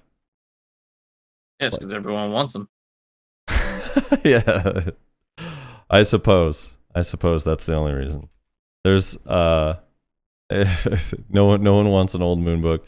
No one wants camo blessings.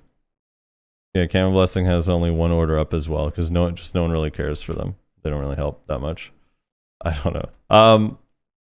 All right. Okay. I'm more interested in total trades. What are the total trades saying? Out of curiosity.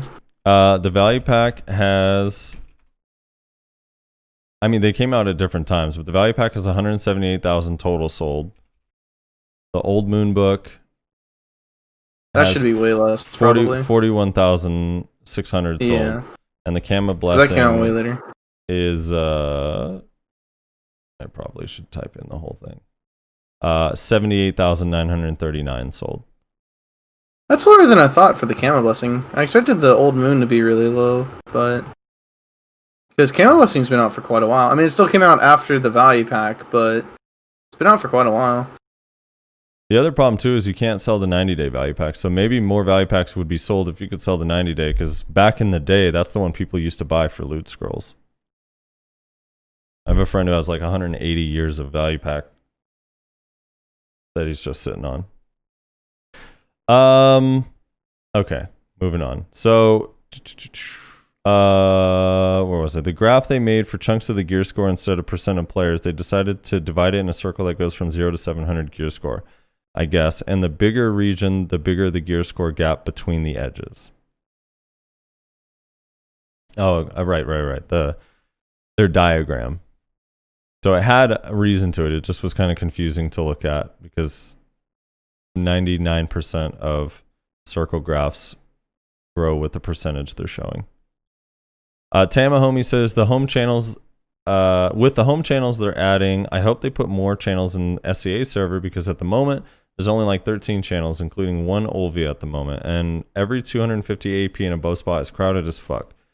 The worst part, nobody accepts duels for spot here. If you insist, you're toxic. Exactly the same as griefing, they say, and I think Cacao is less pay to win than Pearl Abyss. We don't have one day value pack in our loyalty shop. Sad face. Thank you so much for reading this long ass comment. Oh, by the way, one thing I wanted to add on to the whole, like, what's PA gonna do when they take over our server sort of thing. Mhm. I asked my one of my good friends who is a like lifelong Eve player. And for anyone who doesn't know, Eve is a MMO where you have a ship in space, yada yada yada. But it was taken over by Pearl Abyss. Pearl Abyss bought out the company who was running it, and so they transitioned from the company that was running Eve to Pearl Abyss running everything Eve related on all their servers. And what he said is that they added more pay to win stuff, which is to be expected.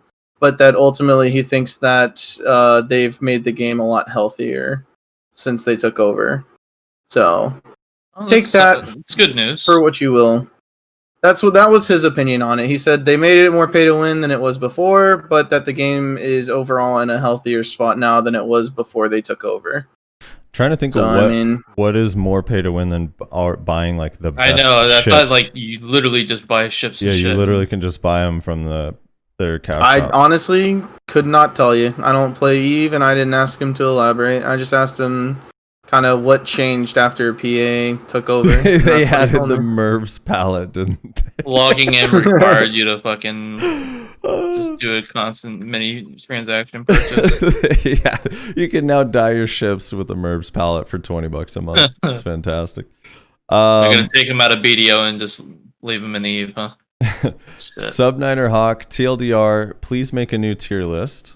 Can we get another tier list? I like hearing thoughts about the different classes and their states, and the changes to the Awakening class have been out for a while, so you should have some better idea than your succession only tier list. Yeah, our deadline is 2 weeks after Nova Awakening succession are out, so it'll be in January. Yeah, Yep. We should wait for Nova since she's already announced their Awakenings like early January, right? Yeah, well, we've already locked the date in on the podcast. So for everyone's who's like tier list win, 2 weeks after Awakening / Succession for Nova comes out, that's when the podcast tier list, the next podcast tier list is going to come out. So it's already locked in. You don't need to keep asking. Yeah, you have a date. We'll get it. Tim says Frosty is literally the most RNG carried person in the game. Absolutely disgusting. It's true. I'm pretty carried. Hey, it took me almost 50 hours to get the HP pot. Dude. Come on. You did get insanely carried on the fucking pots, honestly. I did. I like how you said it almost took me 50 hours to get the. Yeah, dude, it's valuable time. Yeah. Almost. So close. Meanwhile, I'm closing in on 300 hours on pot grind and don't have a single piece yet. Feels bad. It's because your pets aren't out. It took me less time to get the entire HP pot than it took me just to get the Mancham's pot piece for the mana pot, which is kind of insane. LaRue's Kenneth says, now that these podcasts are reaching up to 4 hours, remember to stretch your hands off and take plenty of breaks in your 4-hour-long grind sessions. Don't end up like Bjorn. Oh, no amount of gear and skill can compensate for an injured hand, wrist, and shoulder. Too late. Yeah, Bjorn is dude, that shit sucks when I see that in StarCraft players. It happens a lot to them. They have to like get surgeries on their hands and then they like fall off. A lot of them like are no longer able to compete at a high level. It's kind of sad. Dreadspark says, Frosty, there is no campfire. Shy has an exclusive bonfire tool that heals allies. Bonfire tool can be crafted with simple alchemy by using 5 of any kind of timber, such as logs, rough stones, and 5 powder of flame. Using the bonfire tool will create a bonfire. Bonfires last 10 minutes. They heal nearby allies for 25 HP per 10 seconds and cure hypothermia. Bonfire tools have a cooldown of 30 minutes. I see. I can't remember the exact content. I think this has to do with the new region.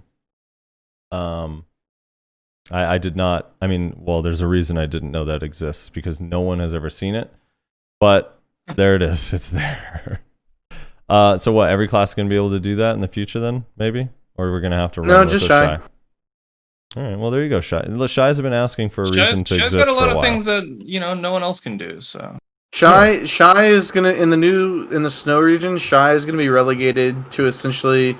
Did you guys remember Paimon and Genshin Impact? It's gonna be that I didn't play basically. Genshin. No, I don't play phone games.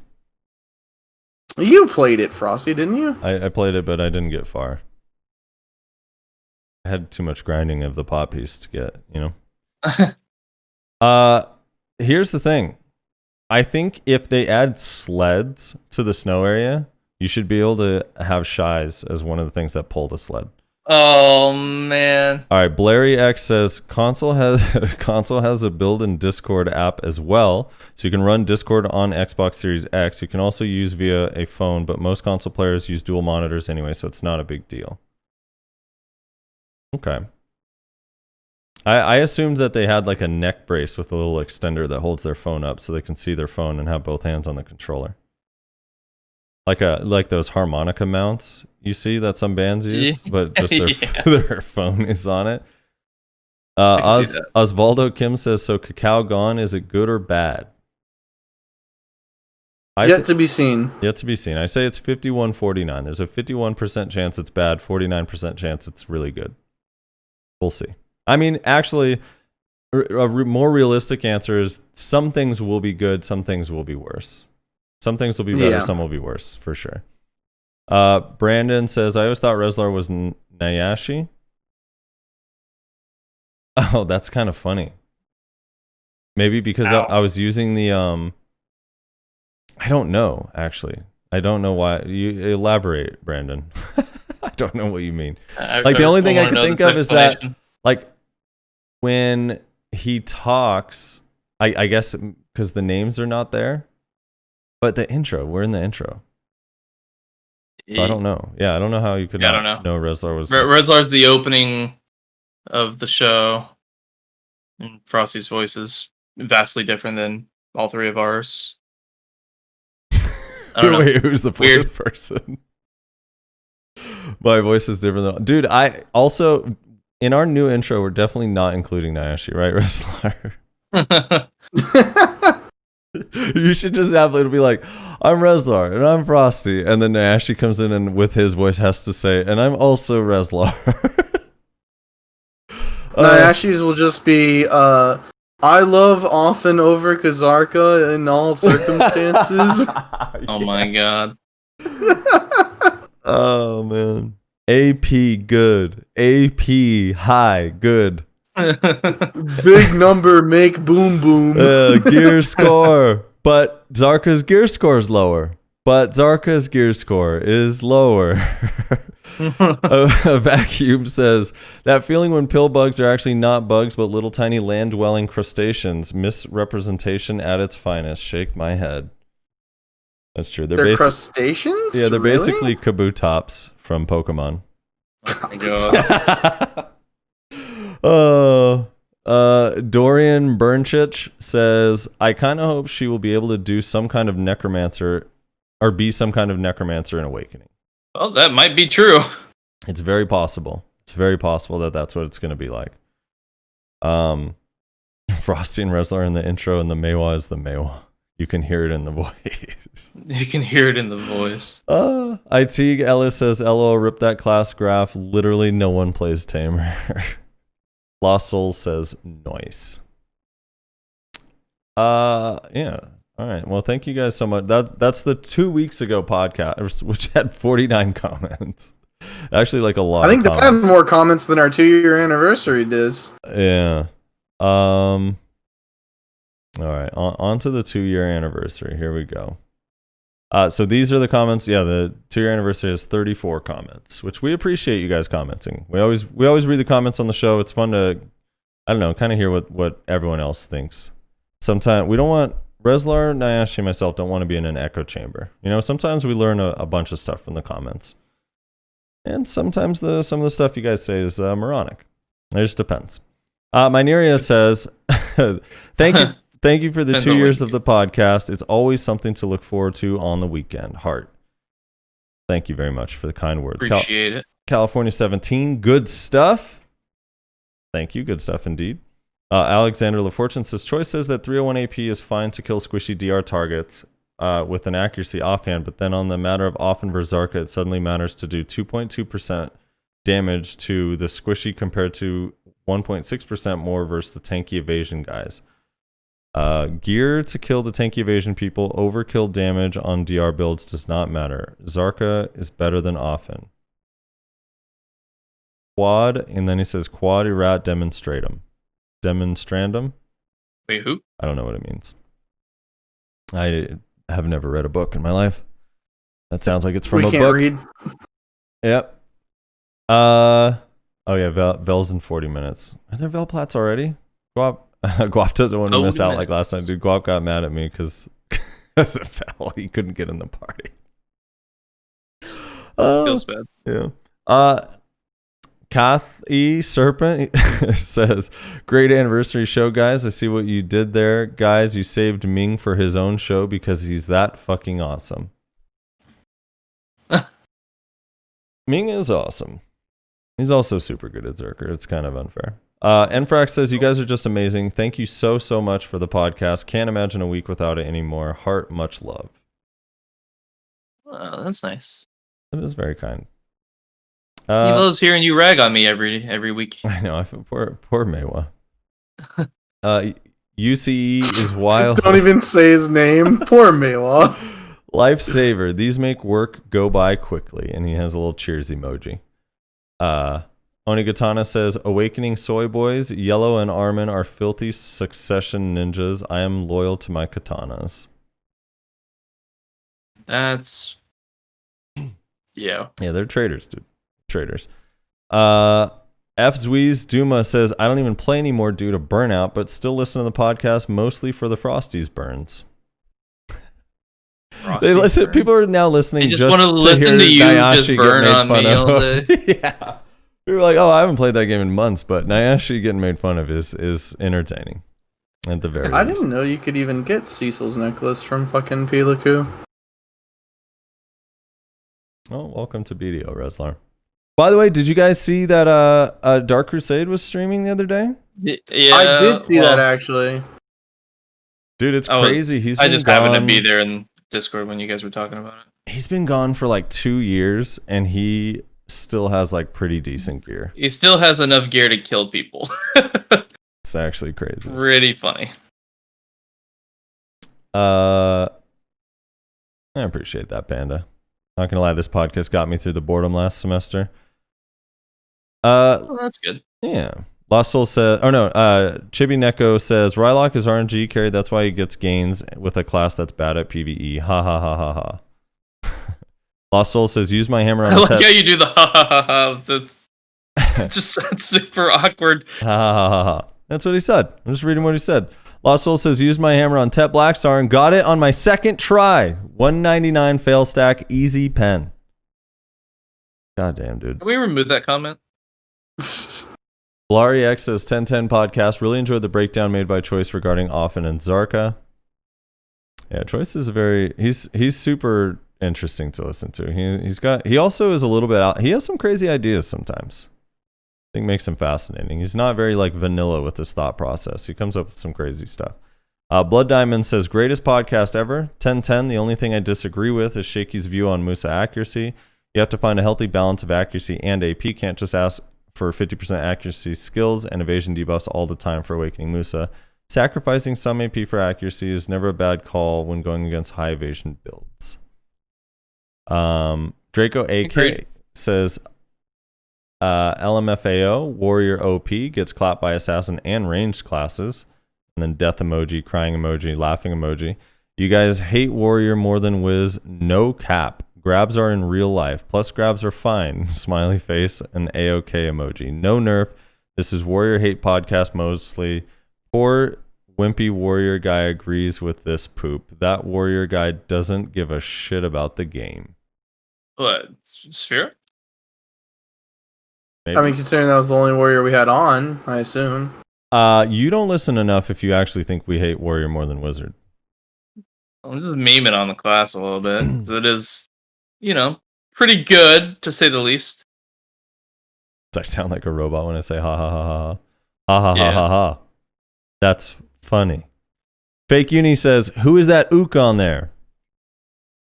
Thanks for coming on the podcast, Fake Uniform. As always, you are very always entertaining. Sterling Archer says, "When I played RuneScape, they used to front page cheaters. Don't think it's a legal issue." Yeah. Well, maybe laws have changed since then. Yeah, I don't know. I'm not too sure. I forgot to look into that. Who knows? Sterling Archer says, "Shaky is way off. Ninjas can't just ignore their stamina bar and do whatever they want. Man should try playing a class before commenting on it. Fully agree on resistances. They should eat into the CC timer, not just randomly negate it entirely. Evasion should be pseudo RNG for every successful evasion roll. The next should be slightly less likely to succeed." I'm going to have to disagree with that commenter. Except for except for the part that resist probably shouldn't negate. Oh, yeah. Well, I don't know. Who knows? We went into I think great Ninja's detail. stamina bar is like really fucking stable for them. They can consistently keep moving with little to no issue. Yeah. I mean, Awakening Ninja's stamina bar is pretty Maybe easy to Awakening maintain. Ninja, but Suck Ninja. Well, Succession Ninja actually uses stamina. I mean, they move a lot, for it. It's not like just keep Tamer. going though. I mean, yeah, they gotta linger to deal with this stuff. I don't know. They can just keep up the pressure. Is basically what I'm getting at. There's no moment where they really need to take a breath per se. I don't know. I don't know if I agree with that. I'd have to. Suck uses more stamina than Awakening. Awakening is a lot easier to maintain your stamina since every time you stance shift, you get stamina back. Also, Murderous Intent gives you stamina back. True. And it's a move forward ability with core skill super armor. With core skill, it's a good skill. It's a good skill. They made Murderous finally viable. FG says, "Awesome idea for the anniversary. Love it." Glad you liked it, man. That was actually a Wrestler's idea. I write these down whenever Wrestler has a good idea. I write it down somewhere in a journal. Remember it forever. So far, he's only written one line. Yes. Yeah, right now, here's my list of things Wrestlers come up with. Invite multiple guests for the anniversary podcast. Next comment. All right. Skittles. Skittles in Dadum says, "This podcast actually made me hate Shaky, constantly chiming in off topic and being generally annoying." Let's just getting his opinions out.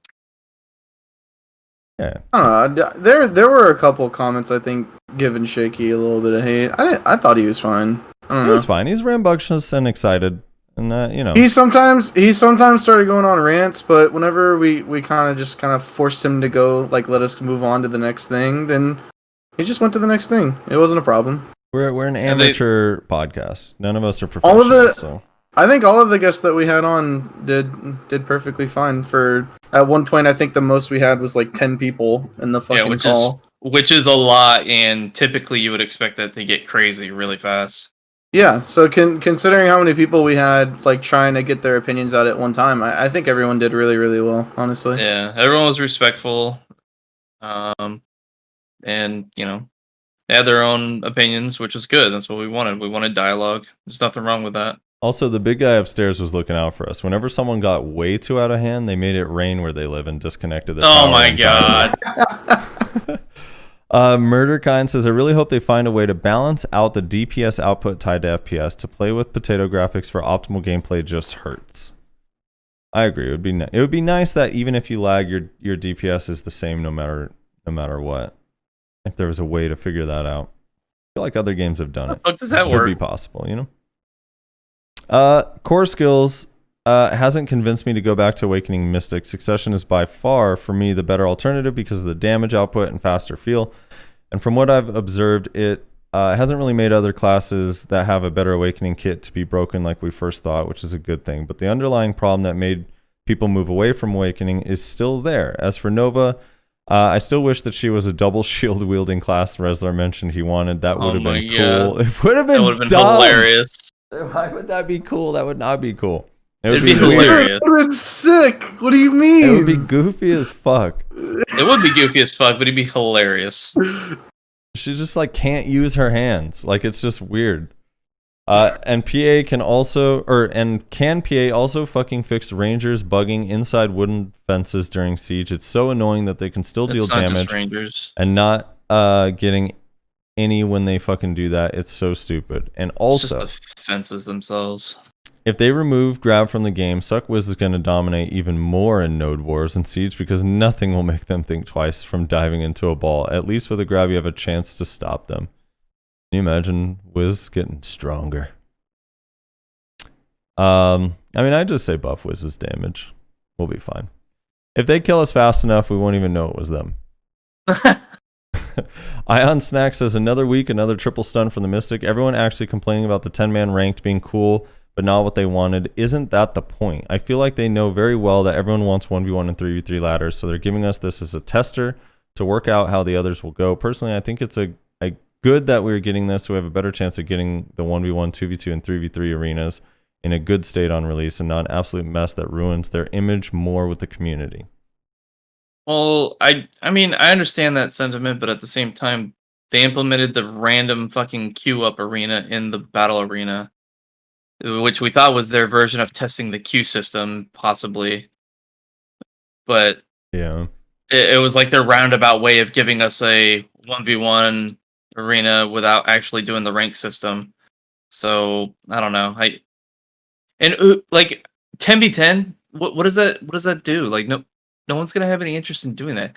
Getting 10 players together to stay together as a group and just do that for like hours on end is not gonna be like something that's feasible. You'd have to constantly swap in players and whatnot. I don't understand what the point of it is. It's definitely going to be hard to get 10 people together a lot, but I'm looking forward to it because I still think 10 it'll be fun, but like, why is that the ranked arena? All right, what about this, Nashi? What about if the 10v10 ranked arena is in that little King of the Hill arena in BA? Oh my god, like why bother? Like that would be awful. No, that'd be so sick, dude. No, a fucking voltaic and everyone just dies. Ah, dude, that would be fun. Except for Zerkers with high DP, because then they'll just start healing. I do think that's I don't know, that's kind of a weird take that the 10v10 is the test before they give us the 1v1. Like how because I would imagine that making a 1v1 ranked ladder would be easier than making a 10v10 ranked ladder. Yeah, like that's like a 10v10, like that doesn't make sense. It's just like you would want to test on a smaller group of players, if anything, like you're saying, Rizzler. Yeah, I don't know. That's an interesting take, I would say. No, I think they're just dodging it because they don't want to do it. Because they don't want to expose the simple fact that, there's gonna be some classes with huge advantages, and they just I honestly think that's what it is. I'm there's no way they can't know at this point. Like, now that this is coming out, this tells me, like, they know what we want. They're just not giving it to us for whatever reason. They're literally just, ignoring the answer is, what is that? Or the question is, rather, what is that reason? And I think the answer is they don't want people to start complaining, like, oh, 1v1 balance is so bad. I can't do anything in this game mode that you gave us, like, yada, yada, yada. Basically, which is, like... That's exactly right. Yeah, I don't think it's if they're holding it back because they don't want it. I don't think it's because of balance. I think it's probably more to do with desync. What? I don't know. Well, desync. Yeah, because what are they going to have? I mean, for like 1v1s, people are going to be complaining about desync, and it's something that they're probably never going to be able to fix. So you're saying like it's okay if there's like havoc and chaos with 10v10? The desync? Well, no, I think he's saying that because there's more players, it mass desync a little bit, right? In 10v10, you're just damage trading, so the desync is way less of an issue. Whereas, like, it's kind of like you rarely notice desync whenever you're in like a GVG or a Node War, unless you're just off to the side 1v1ing somebody. Like in a ball v ball, you don't really notice desync, but in a 1v1, in 1v1, it becomes very apparent when you go to grab someone and their body teleports across the fucking ground. Like, you straight up can clearly see that you just lost that fight because of desync right there, right? Yeah. And the thing is, if they have a ranked ladder where there's like an importance to it, like people are going to be like, dude, you need to fix this desync. Like now it's actually affecting my ladder rank, you know? I think that's honestly that could perfectly fine. But yeah, if their reasoning is they want to avoid that because they can't do anything about it, then I understand. Say something about it. Like Yeah, it would be at the nice. very least, like acknowledge it.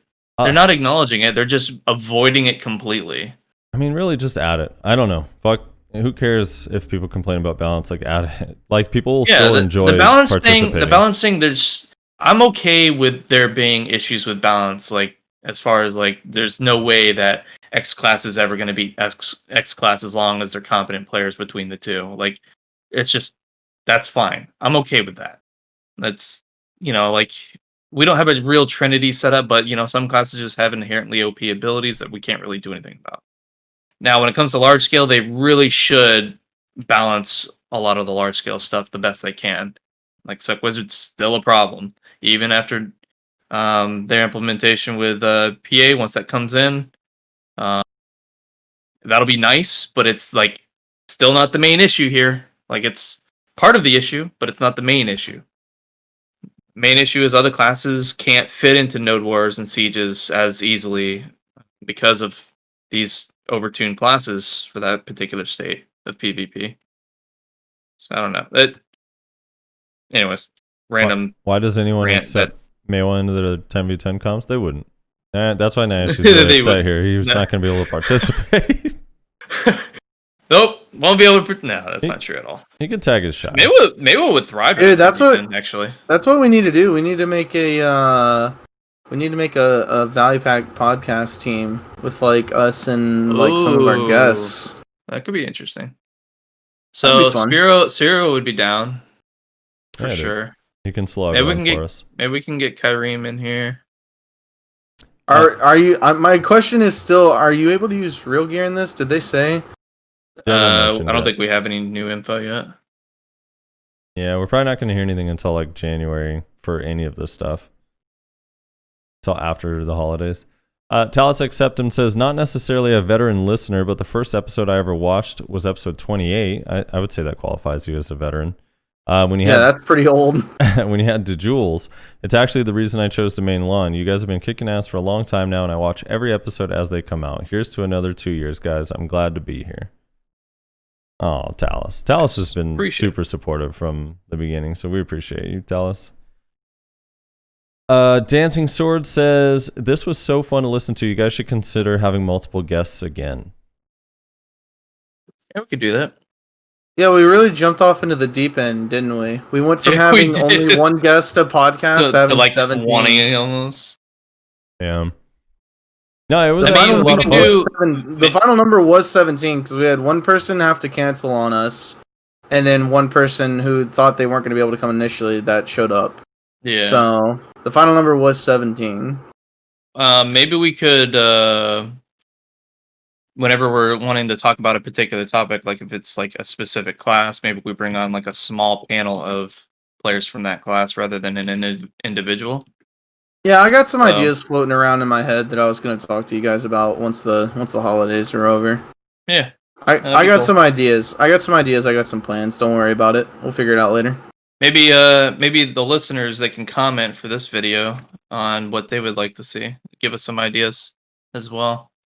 I have a pen and a journal ready to write down some of Wrestler's ideas. I got a lot of blank lines. Man. I really hope all the comments are just less Mewa, please. That would be preferable. Oh man, I'll delete those if I can. I'll try to hack Robert's account and delete them. Maybe we could have another Mewa on. Ooh, are there two Mewas that exist? Yeah, there's a handful of Mewas. I will definitely attest to that. There's a few of us. There's literally a few of us.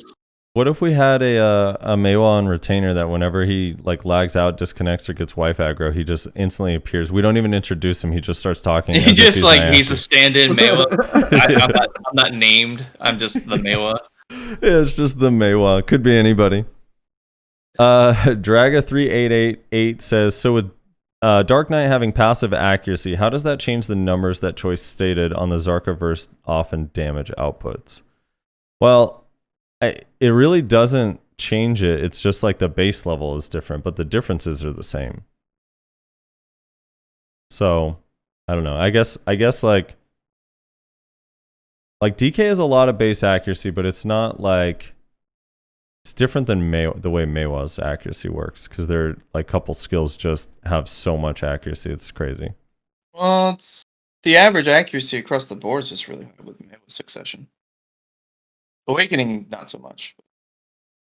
Yeah, so I don't know. You have to ask Choice his theory on that, because I'm trying to, off the top of my head, I can't remember exactly what Choice said between the two, outside of getting to 269 bracket with often with an accuracy build, with like an accuracy offhand.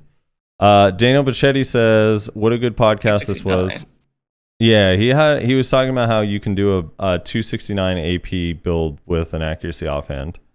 Why would you want to do like 269? Why don't you want it like 281 minimum? Well, in this build, you would have like Sissel Neck and Centaur Belt and be super tanky. You'd have a ton of like DP or something. I'm pretty sure. Yeah. Danielle Bichetti says, "What a good podcast this was. Thanks for the effort you guys put into this." Yeah, no problem, dude. No problem. Small Dick Stole Your Girl says, "Never have Shaky on again. This dude has to give his opinion on every other person's opinion and always interrupting. Holy hell." Like I said, I don't really see it as a problem. There's a lot of people trying to give their opinions on a lot of different things, and when you have that many people are just bound to kind of interrupt each other. Yeah. The important thing was it wasn't chaotic or anything like that. So yeah. And at the end of the day, I feel like everybody left being able to say what they wanted to say. Yeah. So there was nobody who was like, "Ah, fuck, I didn't get to talk about this thing that I really wanted to talk about." Well, actually, I think maybe Sphero was the only exception because he didn't have time because he was out and about doing things with his family. So he might be the only exception, but that's kind of on him, not on anybody else.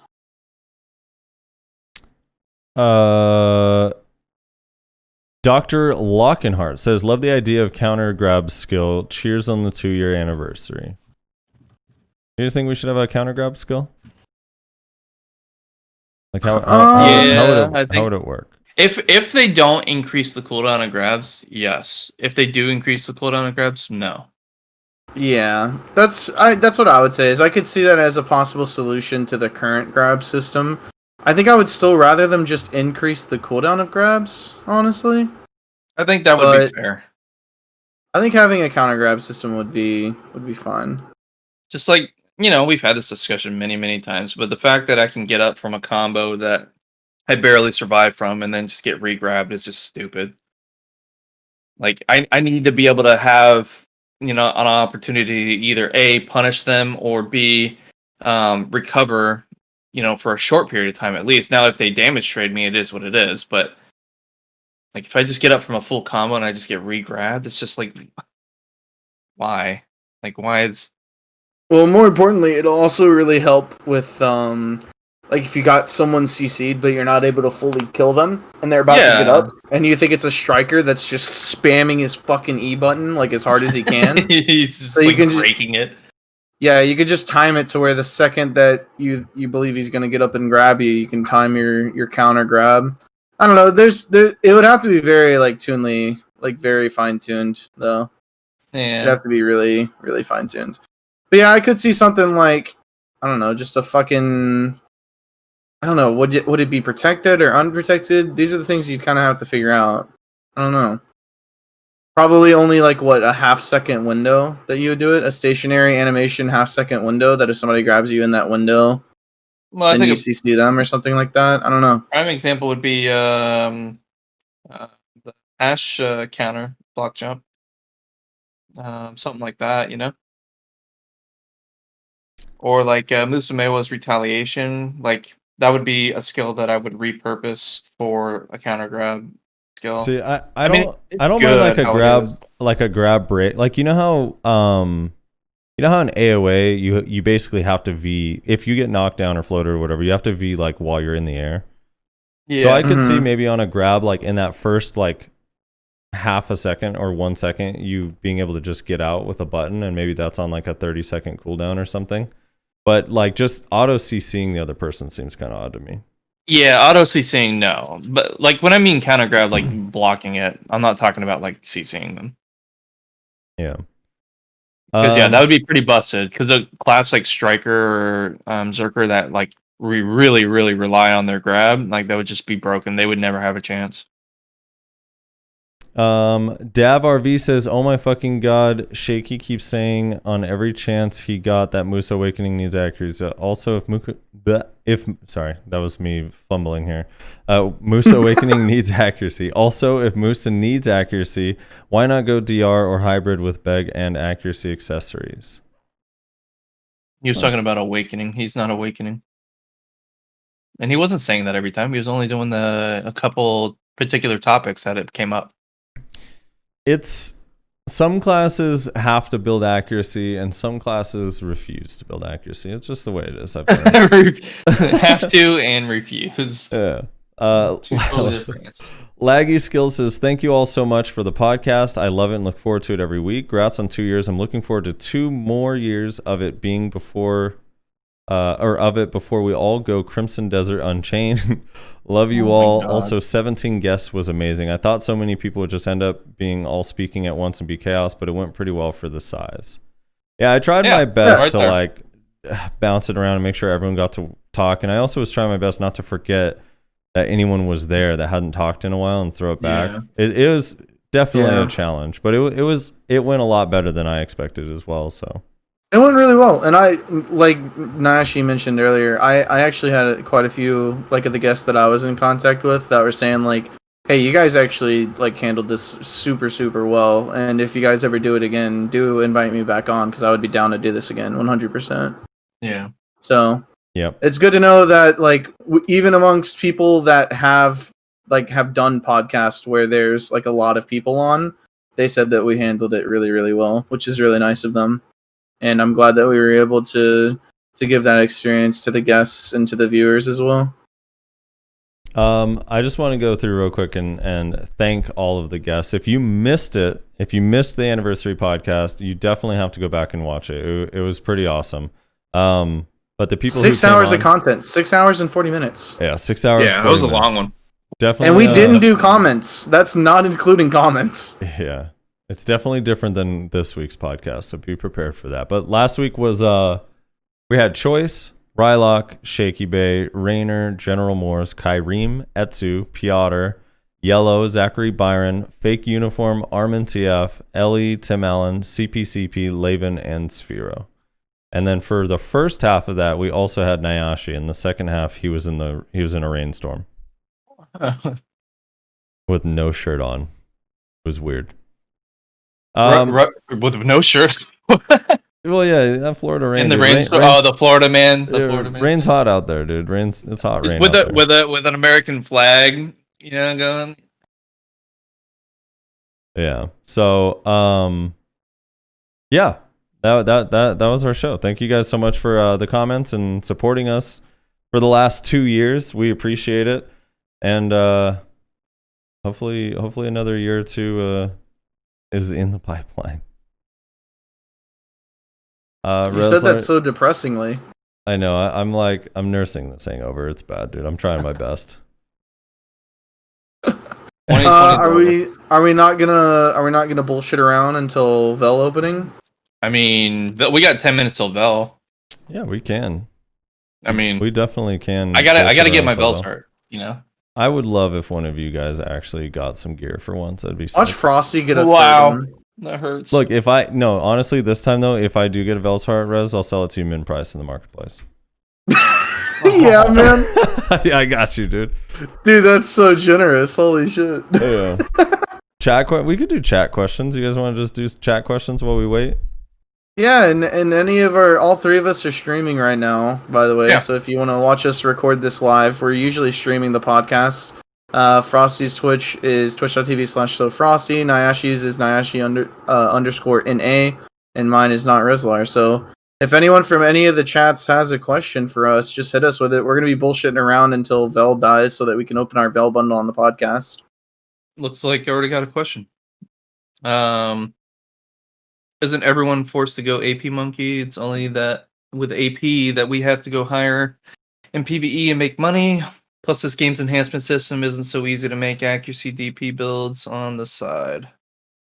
Yeah, I wouldn't mean, necessarily.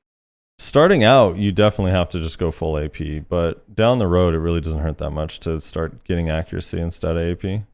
But yeah, for PvE, it definitely helps to just go at full AP for a while. That's why most people get like 285, or they try to get like 281 or 285 with Kudum or a Black Star or whatever before they start. And they start branching off for DP and other things. Yeah.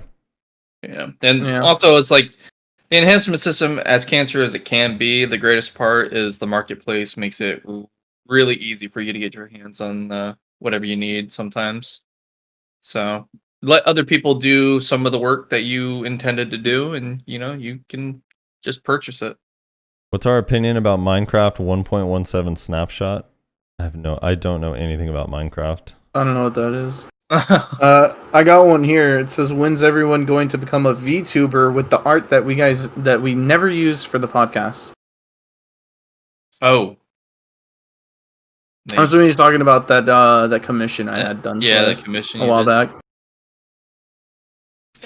Oh.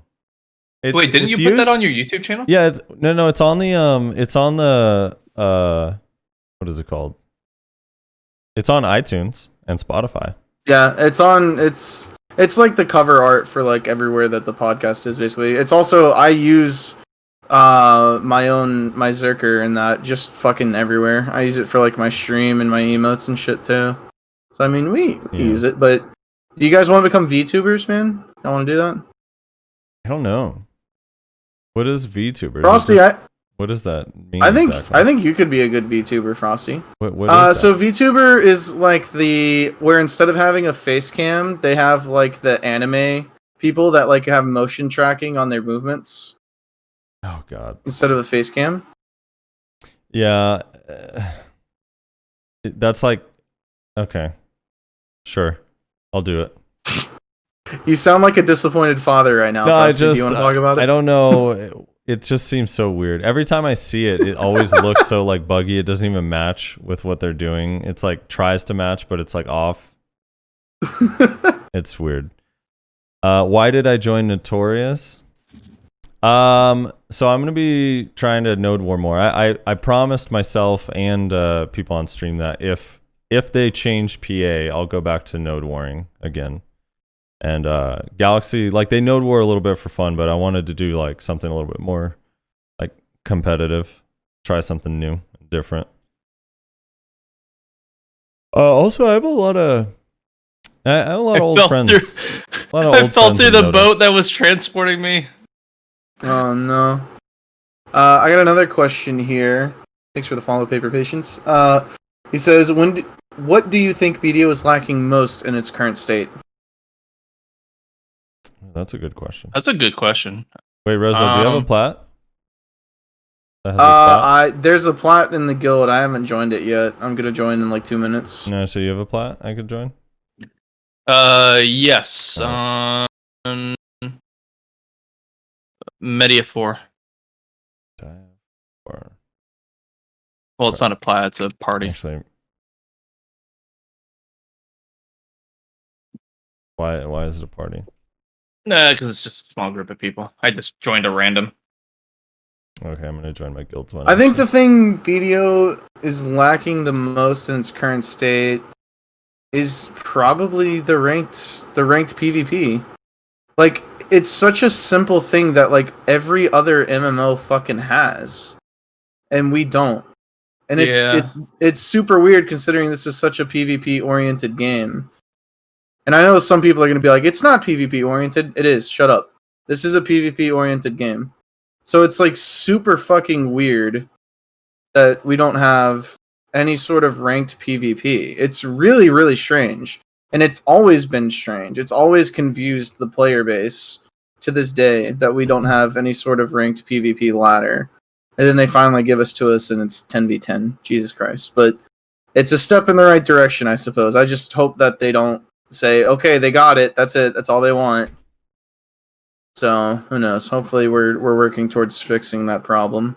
You know what this game's missing? Boats that don't have fucking holes. Holy shit! I just fell through this damn thing again.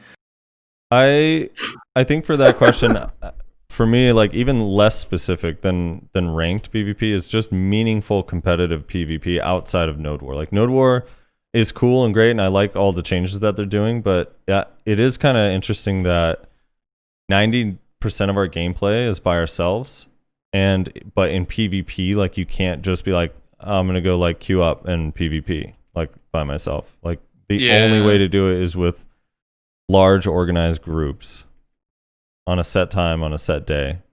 I don't know. So yeah, for me also same thing. Just competitive PvP that's actually like meaningful, either has rewards or is ranked. It'd be kind of nice. Surprised no one said raid content, meaningful PvE content. You're talking to 3 PvPers is the problem. Is the reason you didn't hear that answer. Yeah. Is it true that Kuno's best in class in 2021? Yes, absolutely. I may have missed it, but with the possibility of suck core skills, what would everyone like to have added to their main class? Stamina. Actually, you cut out a little bit. Stamina. Stamina is a core Done. skill? That'd be funny. That's a core skill. Just direct injection of stamina. What was the question again? Sorry. What if we get succession core skills, what would you want added to your main class? Well, Archer doesn't have a succession, so I guess I'll go with Zerker succession. I don't know. I always feel like Zerker needs like a fast CC, but I feel like that would be. I mean, I guess core skills are supposed to be busted, so yeah, like a quick protected, like non-grab CC would be nice. Yeah, I feel like that would go a ways towards making Succession Zerker OP, but I mean, core skills are kind of supposed to be OP, so I don't know. Did my snowman smoke meth one time? No, dude, he's top part of his head is melting. I would like super armor on Shadow Explosion if I had a choice. That would be nice. Having protected damage for Node War would be nice, and Shadow Explosion hits really hard, so that would be pretty sick. DevAct says no more gaps on iframe would be nice. Sounds like a Dark Knight. Huh. Oh no. I think they always looked at winning Siege ranked RBF and Final Battle wins as the PvP rank, even though Siege is politics, Final Battles never happen, and RBF is shit. I don't think they really consider that ranked. It's just PvP modes that they have available for you. But yeah, they're not exactly the fun kind of PvP. Leicora said, where do you think Nova will place on the tier list? I know she's not complete yet, but just guess where she might end up. You're asking us to predict the 8th future. tier. Yeah, she'll probably be pretty good. Probably B tier A at for the large scale. lowest, I imagine. A tier for large scale, but I don't know about. We don't know shit about 1v1. I think her 1v1s. I think her awakening is gonna make her fine in 1v1s. Honestly. Really? I don't think she's gonna be this like big slow fucking thing in awakening. I think she's gonna be. She's not gonna have a block basically after she turns it into a damn gargoyle or a bat creature. Maybe she'll have a parry. She'll probably have a parry. Yeah, she'll That'd be use her interesting. rapier to parry all of her abilities.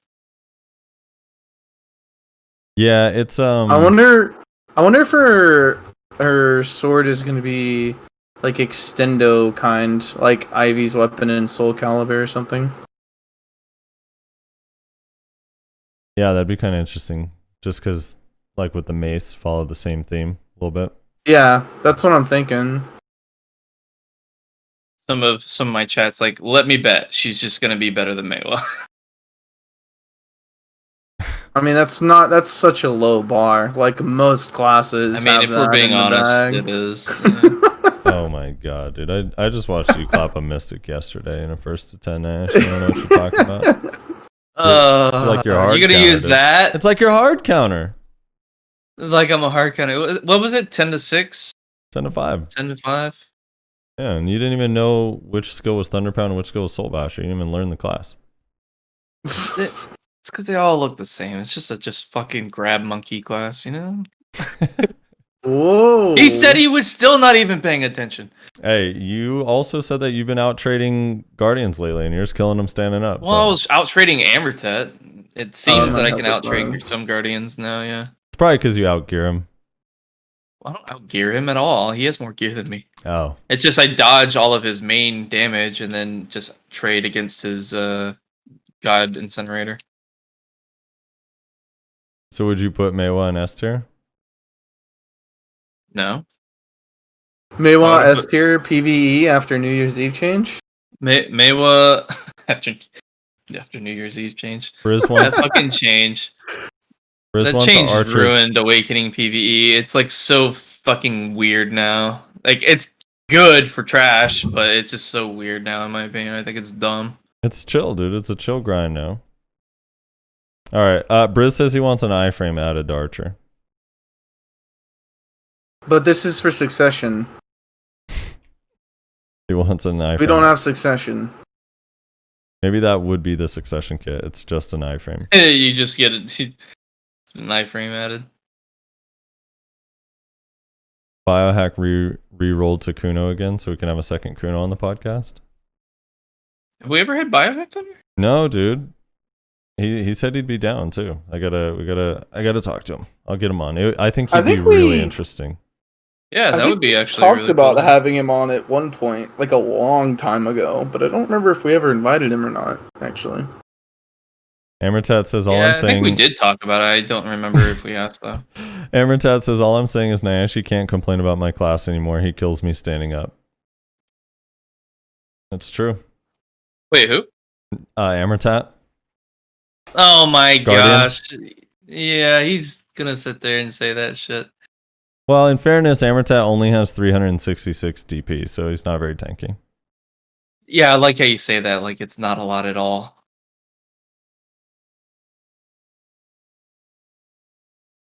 Hey man, he's getting into the big leagues. Worst Kuno for future podcasts? Dude, I would love to have two minds on also. Oh, I gotta dive. For RNG. Dive for RNG. Damn, I'm dead. There goes my RNG.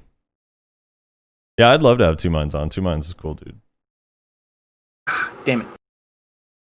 Did you also die? I don't know how I survived that. I was literally right in his face and I didn't get I hit. tried to iframe it, but I mistimed it. I am a simple human, and I must swim back to the debris for no reason. I'm coming back, debris. I'm coming back to be killed once more. It's because it's so boring just sitting in the water. It's like I want to do something. Ofen. You know, I'm gonna change my answer. You know what this game is missing? Better servers. Ofen, best weapon confirmed. Yep. Oh my gosh. Dude, I don't know what it is with Nyashi and his You group of gonna friends. rip that clip out and start posting it? Shaky says Ofen. Nyashi says, what do you say, Nover? You got all sorts of weird. How do you say, what's the offhand you use? The AP offhand. Over. Yeah. Nover and Ofen. He uses an Ofen and a Nover. What are you saying? Nuver? Opals and Nover. tomatoes, dude. What are you saying? Let's hear it. Opals and bononos. Ooh. Ofens and Novers. What's the what's your way of saying it? Nyashi uses an Ofen and Bonono for his weapon. It's like baby talk. Oh my gosh. Shit, dude. I hope I get a Vel's heart right now. It's gonna make Rezlar so mad. Rezlar, my honestly, my promise stands. I legit will sell you it for min price. I don't want to buy one. What the fuck? Why do you think I want to buy one? Oh, I iframed it. I'm a god. I'm a tamer god, dude. Oh, I died. Again? Yeah, you gotta swim back Damn. before it's too late. Everyone hopes I get one. I think people want me to get one now, Rez, just to hear your reaction.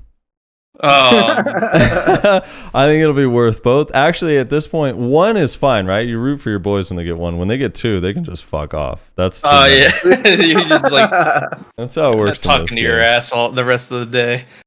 We gotta mention Nayashi's 298 accuracy. Yeah, dude, that's his evasion shredding build. Hey, it's not my fault that you guys need more accuracy. All right, we ready?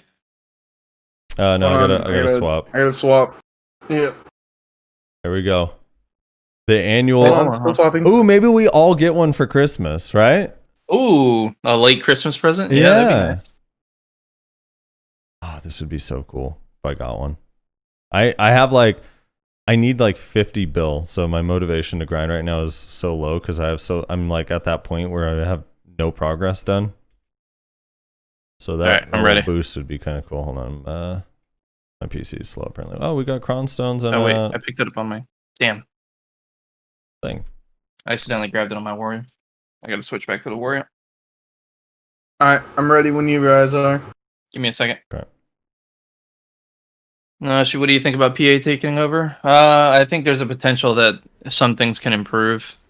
Sure, there'll probably be some bad things, but we'll see. What's the minimum AP for Black Star? Do you mean for Star's End? I think that's Star's End, yeah. I don't know. Probably 261 I'm ready. Kudum if you're Succession. Okay, you ready, Rez? Ready. All right, on 3. Counting up from 1. Here we go. 1, 2, just cheer. 3. Fuck. Nope. Nope. Not Nothing. today. Damn, dude. Not today. 3 Capras, 4 Dust. I got a golden pearl. How many gold bars do you get? Oh, I got 5 mil in gold bars this time. That's a lot. Yeah, we did some work. If you're a Succession class, probably 261 Kudum is decent enough for Star's End. But generally, like, I don't know, 269 Kudum if you want to be relatively efficient. Anyway, that's the podcast, Rez. You wanna close this out? Close this out? Yeah, thank you everybody so much for listening. If you're watching this live, thank you for tuning in live. Make sure to check out our individual Twitch channels. Like I said, Frosty, you can find him at twitch.tv/SoFrosty. Nyashi is Nyashi_NA, and myself, you can find me at NotReslar. Check out the Patreon. You can we can give you a shout out on the show. Get your name in that bottom left hand corner of the screen if you're watching this on YouTube. And special thanks to the patrons who are subbed and have been subbed for a long time, because a lot of you guys have been subbed for a long time. Shout out to all the guests that helped make a banger of a 2-year anniversary. And yeah, we'll catch you guys next week. Peace.